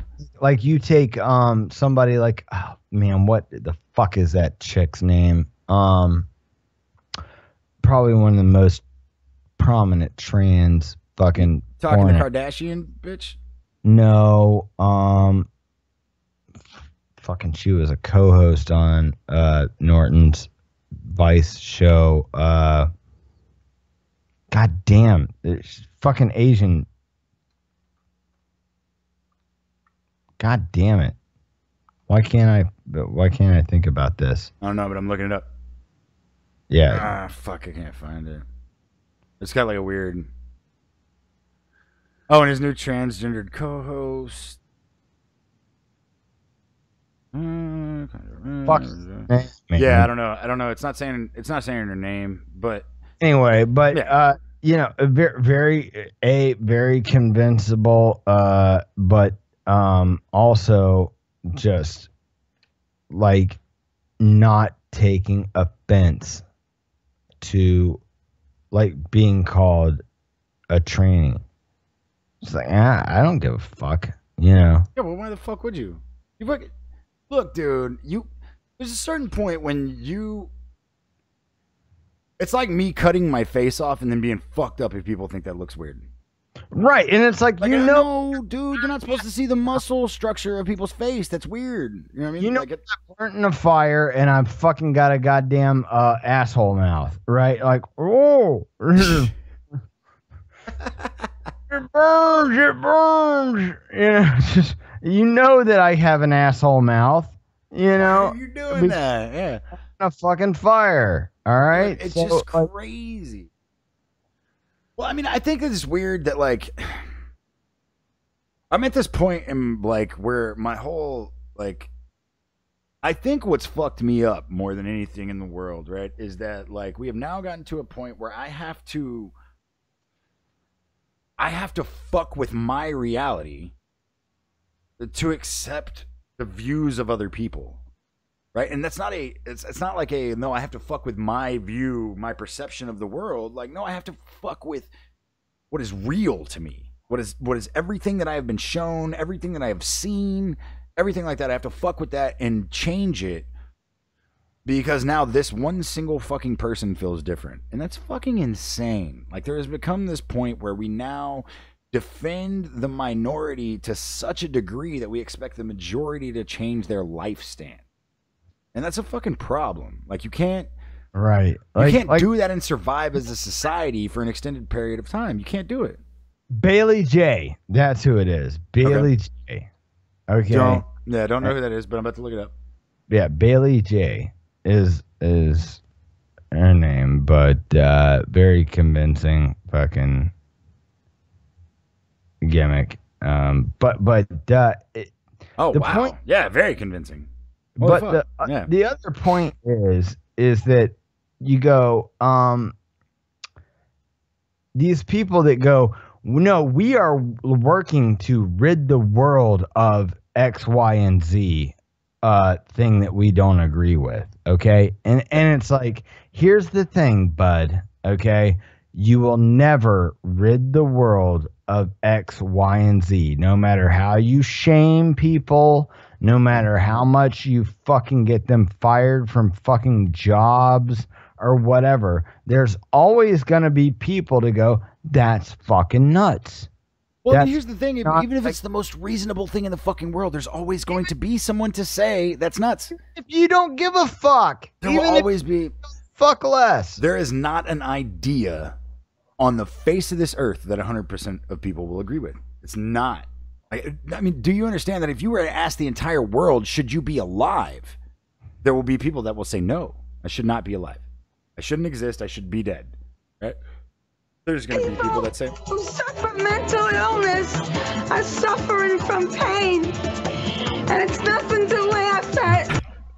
But that's really what it is that you literally, we are now getting to the point to where if you're fucking crazy, Right. We will like fucking pat you on the head and tell you it's okay. But that's what I mean. Like guess what? People okay, let's do this.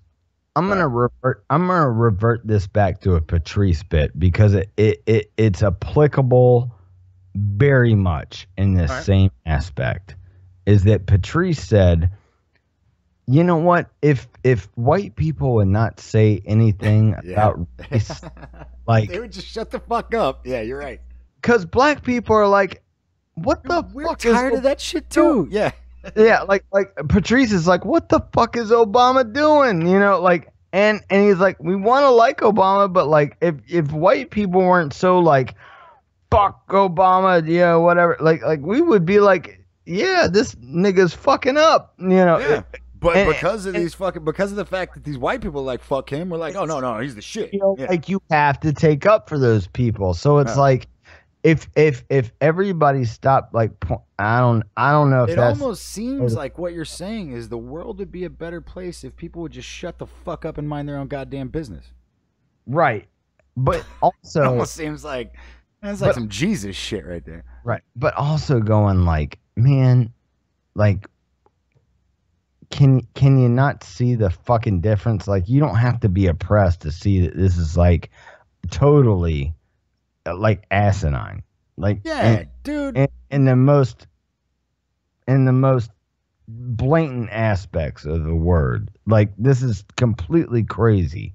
It's crazy town. But guess what? Everybody else is doubled down on fucking crazy town. Well, yeah, because you look at the fucking here's the deal. You look at like the trans people in the bathrooms and shit, right? When they were making that big fucking story about that, where it was like a big deal about fucking men that are trans going into the women's restroom and things like that. And you're like, hold on, though, dude. If you guys had shut the fuck up and just made it to where, like, listen, dude, if you're a dude, you don't get to go into the women's restroom. You understand that it would have been like those guys that are just putting on wigs and walking in their fucking steel toe boots looking like fucking dudes with a wig on. People would tell them to get the fuck. You don't get to go into the women's bathroom. By the way, but here's when you how make it a fucking SJW goddamn standing point, then it becomes that fucking this fucking fat 4'8" troll in fucking goddamn steel-toed boots with a beard is somehow gets to claim he's a female. I'm like, fuck you, dude. No. And here's how fascist a lot of this shit has really been. You know, sorry. No. It's not the fucking right-leaning people that are as fascist as you would like to believe. It's really the people that are going like, no, I feel the need to be oppressed. The anti-fascists that are fascist. Fascist. Absolutely. Which is so fucked up. So it's like, okay, we made all of these accommodations for you, but like, that's still not good enough. And here's the worst part about, I gotta say, plenty of people that I know within that LGBTQ XYZ ABC community is that they are desperately not most people, but there's a reasonable amount that are outside of the people that I am personal friends with, that I love, have lived with, spent time with, fucking grown up with. Yeah, most of the gay or trans people that I've ever known in my life were, for somewhat of a point, conservative. Yeah.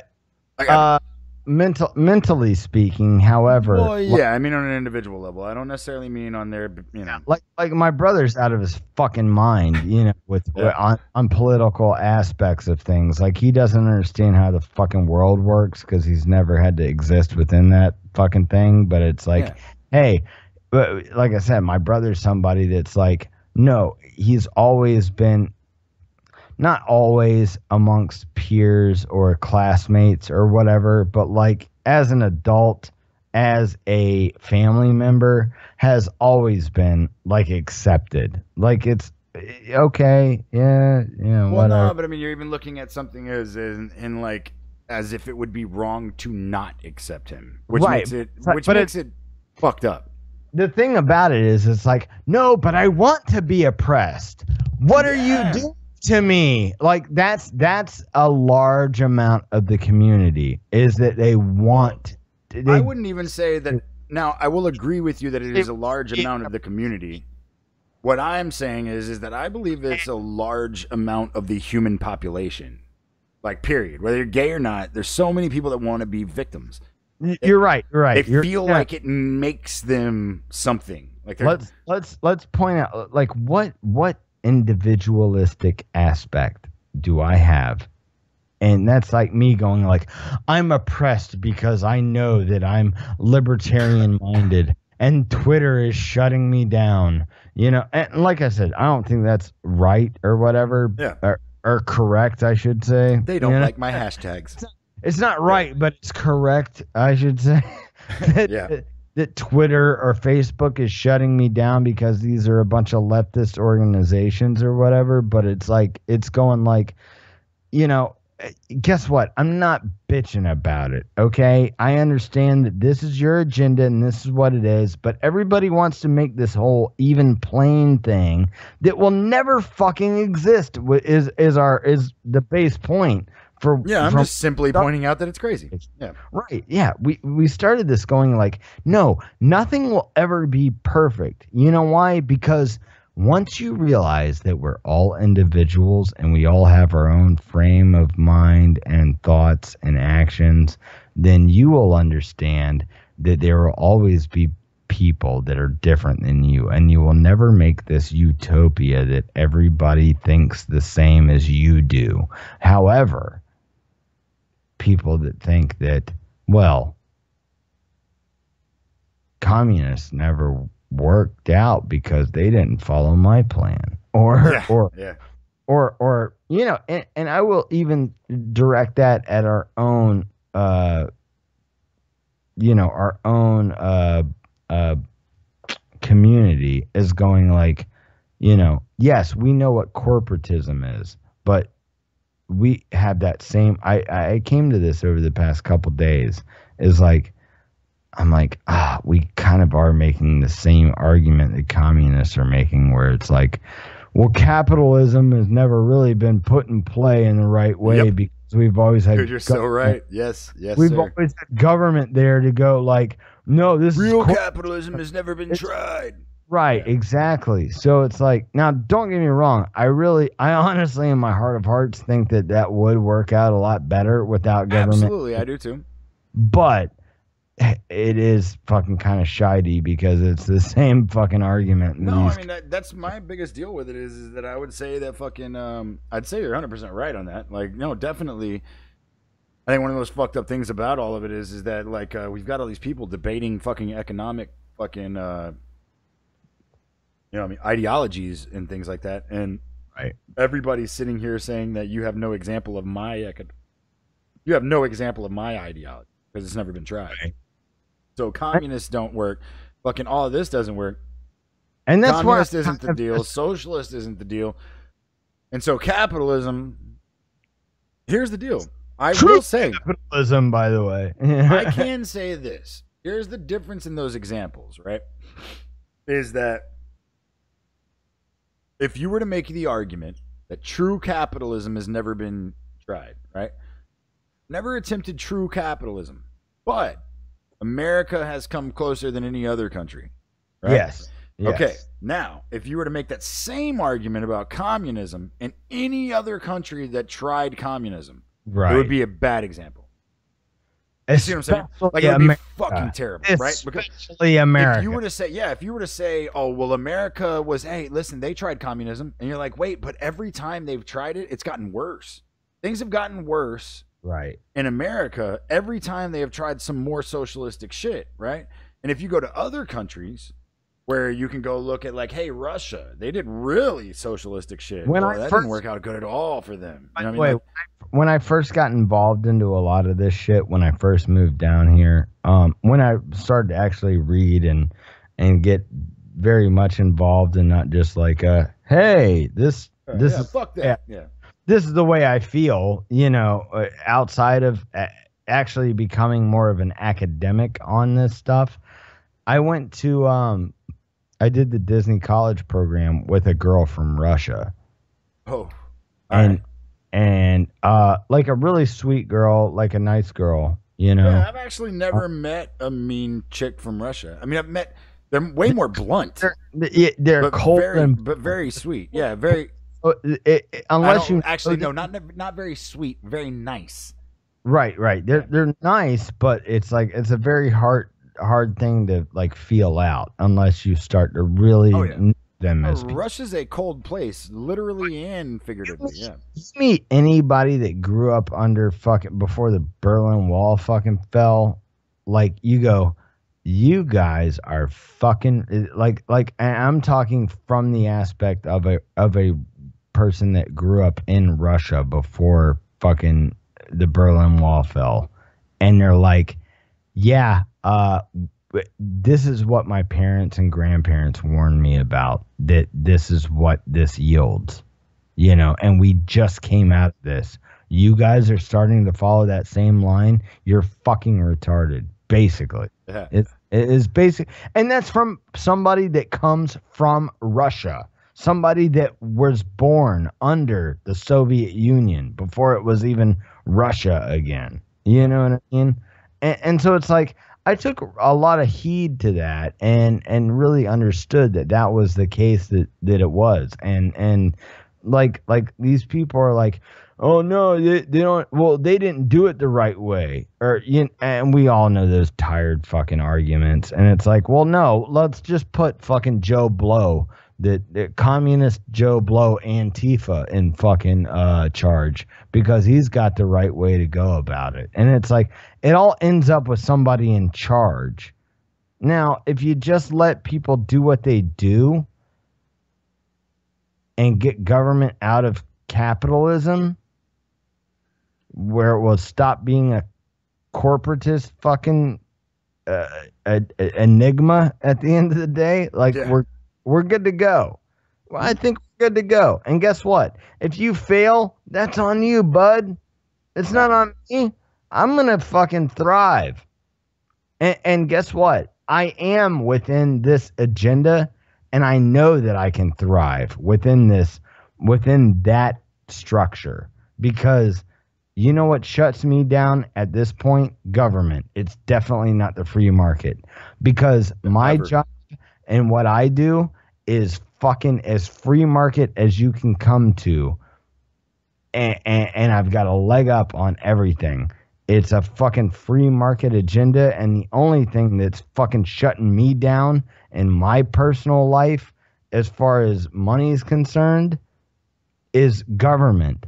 That's the only thing stopping me, because that's what I have in my life, is that it is the job, the thing that pays my bills is fucking something that government is clamping down on. It's not, and it's totally about free will and how people want to spend their fucking money. That's my life. And if I was able to go, no, spend your money however you want it. Great. You want to fucking dump money into this machine, and you might win, you might lose. But guess what? We're going to make money if you guys play, you know, and there's not government shutting down fucking shops at every fucking third corner here.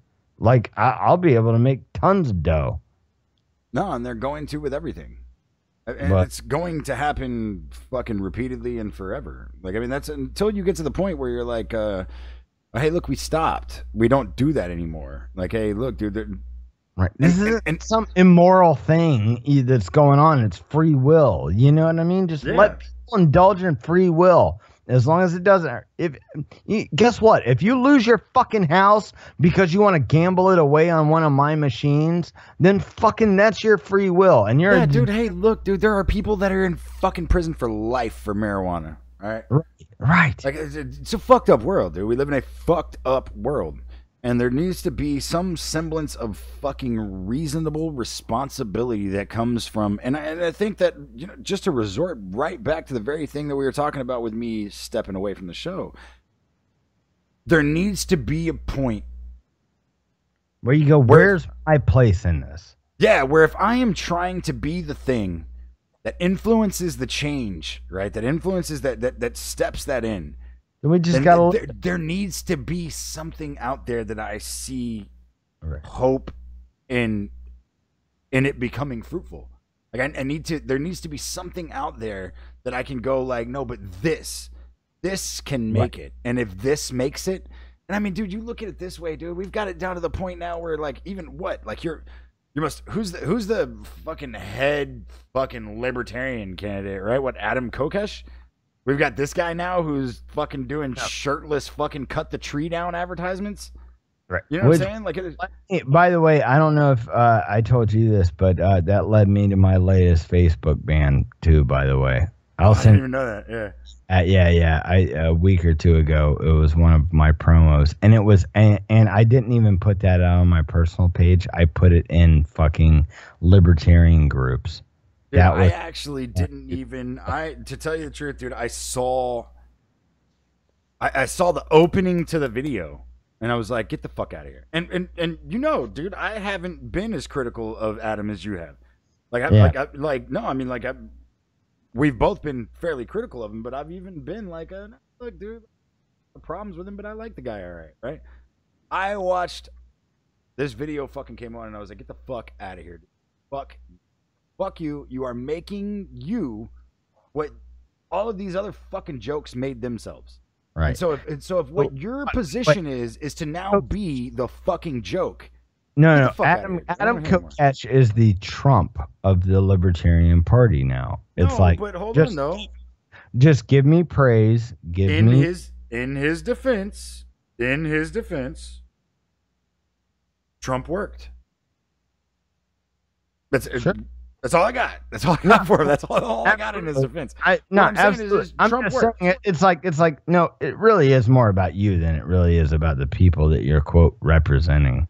You know what I mean? Yeah. Like there's not a. I don't want to be the guy that say that you saved America. That's Trump. That's Adam. That's the egotist within that is sad as it is. I think that's more Adam than it is Trump. Right, which is even more fucked up. Like I'm actually more fucked up about saying that because I will say this. You want to be given it's not about you actually doing or saying preaching. Dude, I respect Adam. I don't like Adam. All right, and this little fucking goddamn fucking commercial took it to where the point that I don't even respect him anymore. You know, and that was kind of my issue with it. Is I saw it and I'm like, fuck, dude, I've been sticking up for you, stupid. Like, fuck. Like, asshole. And not to fucking say the guy needs me. He doesn't need my fucking opinion. He doesn't give a fuck about me. My opinion is less than fucking shit to him. I acknowledge that, agree with it, and understand it. Which, by the way, is originally where I started to have the beef with him, where it's like, oh, I'm not important. Like, I'm the first person to interview you after you got out of jail. Like, I'm the first person to do. Like, I've talked to you. I've done all this stuff, and it's like every single time, you know that I'm not somebody that can get like. Don't get me wrong. I was happy to have him because it was important information, right? Yeah, you know what I mean? Like he was. I wasn't grasping and reaching up to him or reaching up to pull him down even at the time. But at the time you guys were kind of on the same level. I mean, definitely a little bit. He was a little above you. He was a little able to run. Yeah, absolutely, 110%. But it's like that's not where I was going with that. You understand what I mean? But it's like, oh, I don't have anything to offer you. So you don't even act like you know. No, and that's what I'm saying. Yeah. It's like, no. There should have been a reasonable amount of respect that came from the fact that you guys are part of the same fucking community. 110%. That's all I wanted was the same mutual respect. And guess what? I didn't get that. It was like, who? Like, you act like you don't know who I am. By the way, I know he knows who I am. But he acts like he doesn't know who I am at any time that we come into contact with. Here's my thing. I don't think that he even slightly knows who the fuck I am, and I don't care. I don't like being treated like I am not a human being because you don't know who the fuck I am. Right, like here's my thing is that I don't give a fuck if you've never met me in my entire life. Exactly. But understand that I'm standing before you as a motherfucking man. Right. But guess Adam does, wants to preach to you like he's got something to tell you that you don't already know. Yeah. You know what I mean? Like that. I don't care if you fought in every battle since the fucking beginning of World War I. I don't care if you fucking. I don't care who the fuck you are. I don't care how swole you are. I don't care how many trees you cut down. I don't care what you do. When it comes down to the point that you fucking start trying to rub in who you are to my face, right? Fuck you. I don't care. And at this point, here's the deal. This is the one thing that fucking Trump has over Adam, like in this whole idea. I mean, there's multiple things, but at least in this fucking, this scenario, what I'm saying is that Trump's at least likable and has achieved things, right? Right? Like, no. You didn't achieve anything, Adam. You signed up for the military. You went where they told you to go, and you did that. And now you come back here walking around like a goddamn hero over some shit that you claim you don't agree with. Okay, well, if that's the fucking case, shut the fuck up, sit the fuck down, and fucking act like you give a fuck about what you're talking about. But when you come in here and you start acting like I owe you some shit for some shit, I'm a proud shitholer. Exactly. If we got a thing where, now hold on, me and you both agree that the war was wrong, but I'm supposed to praise you for being in it, you fucking kiss my ass. Right. Those two things don't get to exist. I get exactly what. Yeah, you want your cake and eat it too. Yeah, don't come and tell me you disagree. Oh, and also you're a hero. Nah, fuck you, dude. You're not. You're a dude who took off his shirt to cut down a tree so you could get some votes. Guess what? You're as stupid as everybody else that did stupid shit to get votes. Right. You're just as bad as everybody else. Reached out to everybody else, a trust fund dude that fucking reached out to everybody else to fucking bail you out when it's like, if me or you, these middle class dudes that don't have the fucking backing, and it's like, nobody gives a fuck if we do the same thing. No, here's my question. But how many people, and I could be wrong on this, I could be completely wrong on this, and you tell me if I am. How many people have you seen Adam Kokesh support? Ever? Nobody. Roger Stone, maybe, but I've never even seen him do that. I can tell you this right now. I can tell you that the most he did a video with him and Ben Farmer picking up Roger Stone from the airport. But yeah. I have watched fucking Adam Kokesh since Adam Kokesh was a fucking thing. The coolest dude that I have ever known in my entire life that had anything to do with anarchy, anything like that, was fucking Derek Bros. And I've never even seen fucking Adam Kokesh give Derek Bros the fucking credit that he deserves. Yeah, no. Whereas when Adam Kokesh got arrested, Derek Bros is the guy who stepped in to fucking take his show.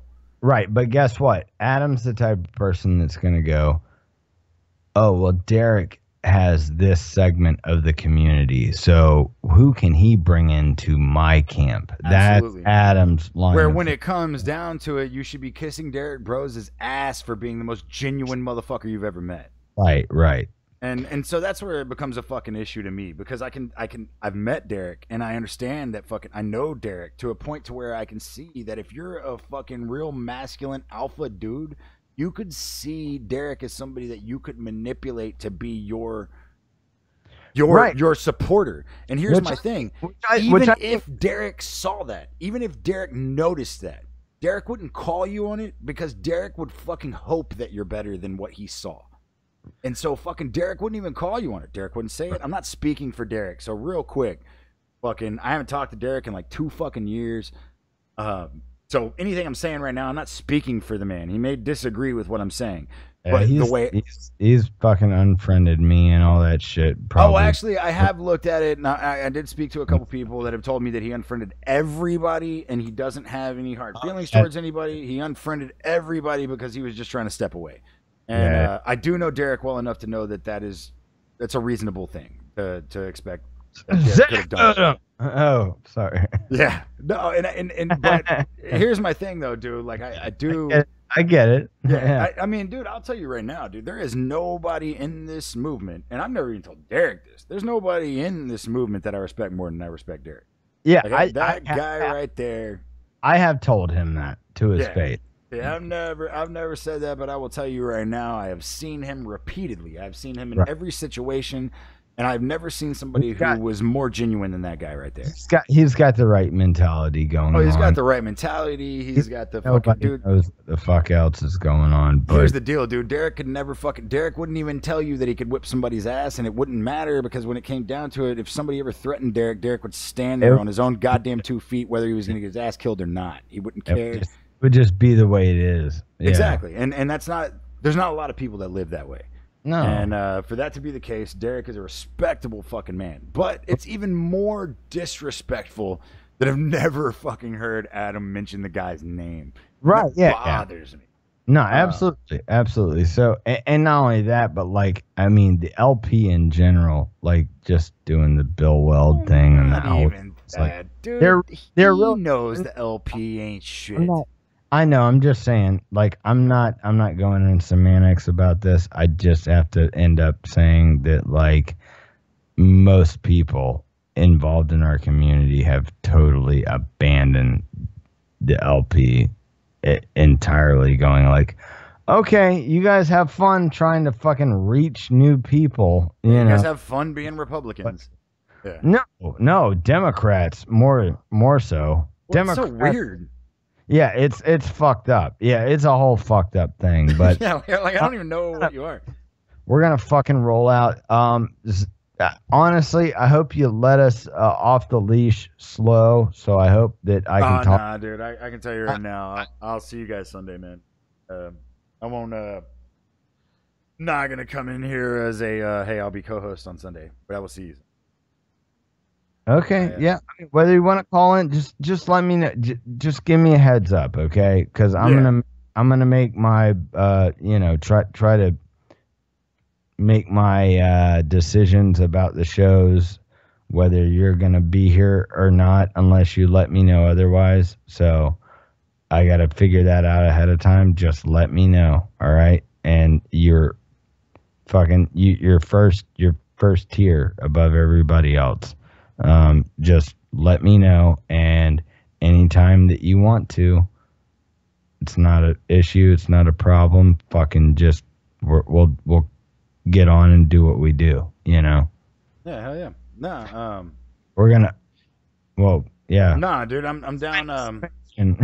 Whenever, man, and to tell you the truth, dude, like, look, if it comes down to the point to where I haven't talked to you one night and about to do the show, ready to be on there, fucking call me here. It's not a.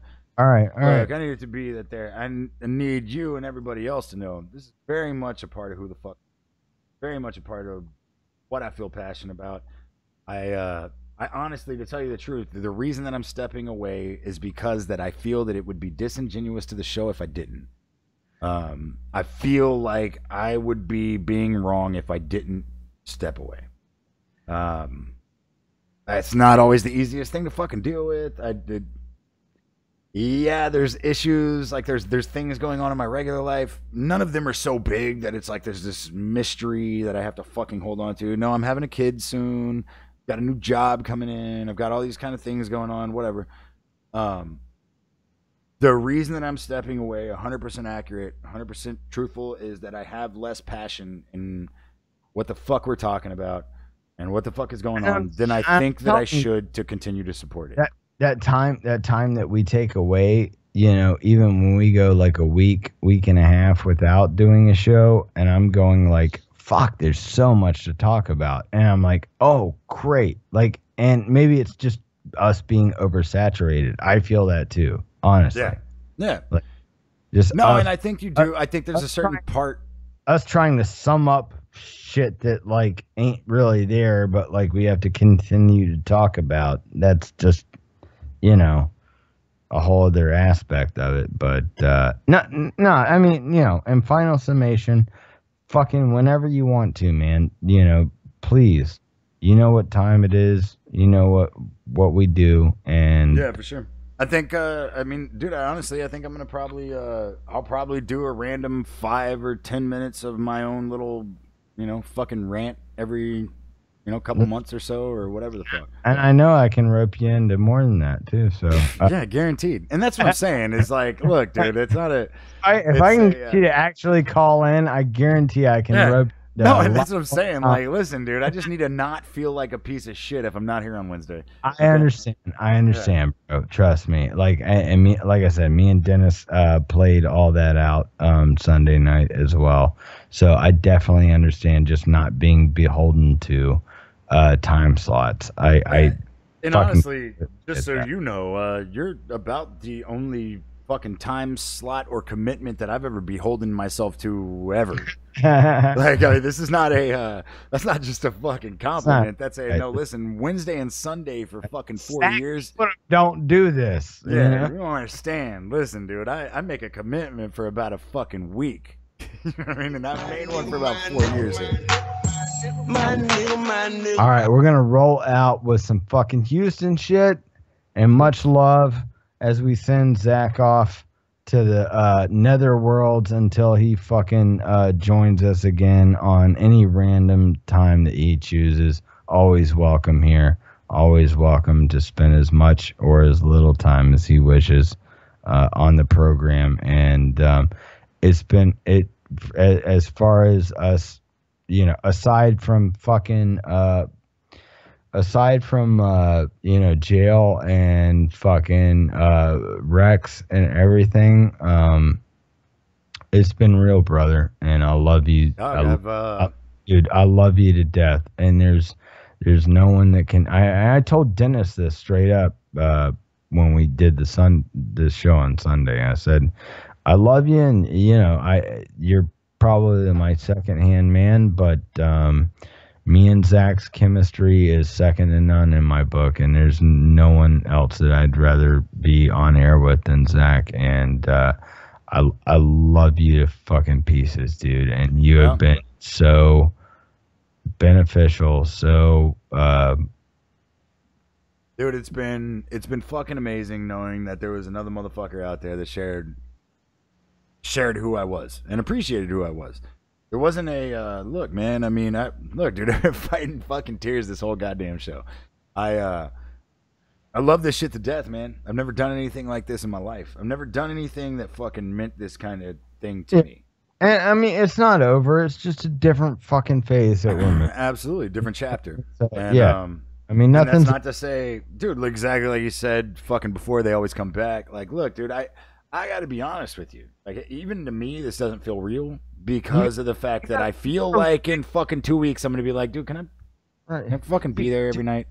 I get that. Like, you got a rig, you got everything that you need to do whatever you got to do. So it's like whenever you want to fucking step on, just fucking double up your boy. You know, we got it. You know, it's it is, man. I fucking love you guys, dude. I love Dennis. Like, to tell you the truth, that's something that bothers me too. I know that I fucking won't talk to Dennis anymore. But that bothers me, right? Because I don't fucking, Dennis doesn't fucking message me. Dennis doesn't talk to me. But when we're on the show, I get to bullshit with Dennis. And it does, man. Want to have, I know exactly where Zach's at, by the way, before we sign off. And it's just that sometimes it takes some time to get even just a little bit of passion back to where it's fun again and you like hanging out with your boys and doing what we do. You know, man. When it comes down to it, dude, look, man, I'm a very loyal motherfucker, and when it comes down to it, I'm at the point in my life where I feel like the loyalties in my life are being. I want to do it when I want to do it, not necessarily. Yeah. No, I feel like the loyalties in my life are being compromised, and not because of anybody other than the fact of myself. And I don't want to be the one to compromise my values. And, right. I 110% get it. And like I said, this is nothing like hostile or fucked up or nothing. No, yeah. And anybody listening to the show understand there is absolutely no bad blood between. There is not this isn't something that we bullshitted on as I step away and me and, you know what I mean? Like, no. Both sad knowing this, by the way. Like, this wasn't an easy thing for me. Yeah. This wasn't easy for me to say to you on Sunday. It was like I had to have a couple drinks I could be like, look, dude, I gotta fucking say something to Trip, and I don't know how the fuck I'm gonna tell him this. I told Britt, and I said, you know, I could see this coming, but it's like I understand, dude. I really do. I really do understand. Oh, dude, I mean, I talked to Crystal earlier today, a regular listener, and she was like, nah, I saw it coming, and I was like, yeah, dude, I just Man, it's hard, man. I fucking love you to death, dude. I love what not, we do. I just don't I don't feel like I'm contributing what I should. And at that point, that bothers me. No, I would rather you come back and have whatever time when you say like, "Hey, I want to do a show with you tonight, man. I miss you." You know, like that would mean the world. That would mean more the world to me than what we've been doing. Is if you were like, you know, three or 4 weeks down the road, if you're like, "Hey, I want to do a show tonight," and you're like, fucking, I don't care what I got lined up. Fucking wipe the slate because I mean, think about it, Doug. Think about it. I talked to you fucking Sunday. Sunday, I told you I wasn't gonna do the show anymore. By fucking Tuesday, I had sent you 2 pictures, fucking messages. Was like fucking no, because it bothered me because it was like, oh, whoa, dude, I don't want to feel like I'm like.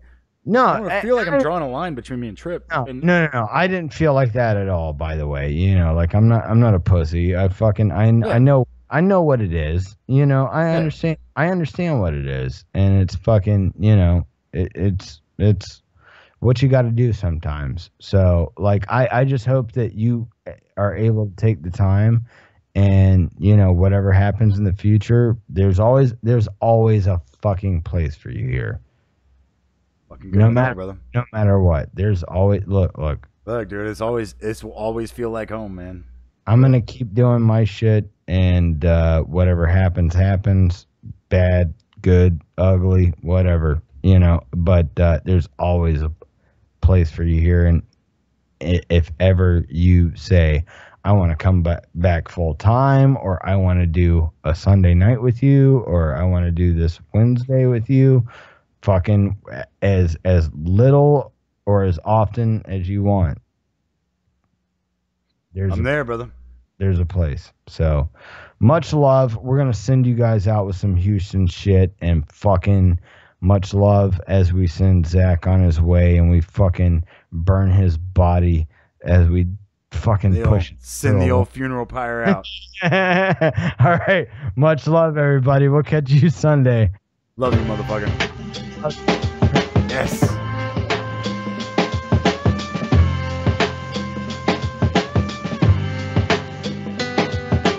Damn, it feels good to be a gangster.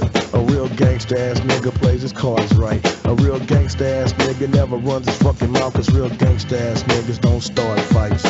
And niggas always got a high cap showing on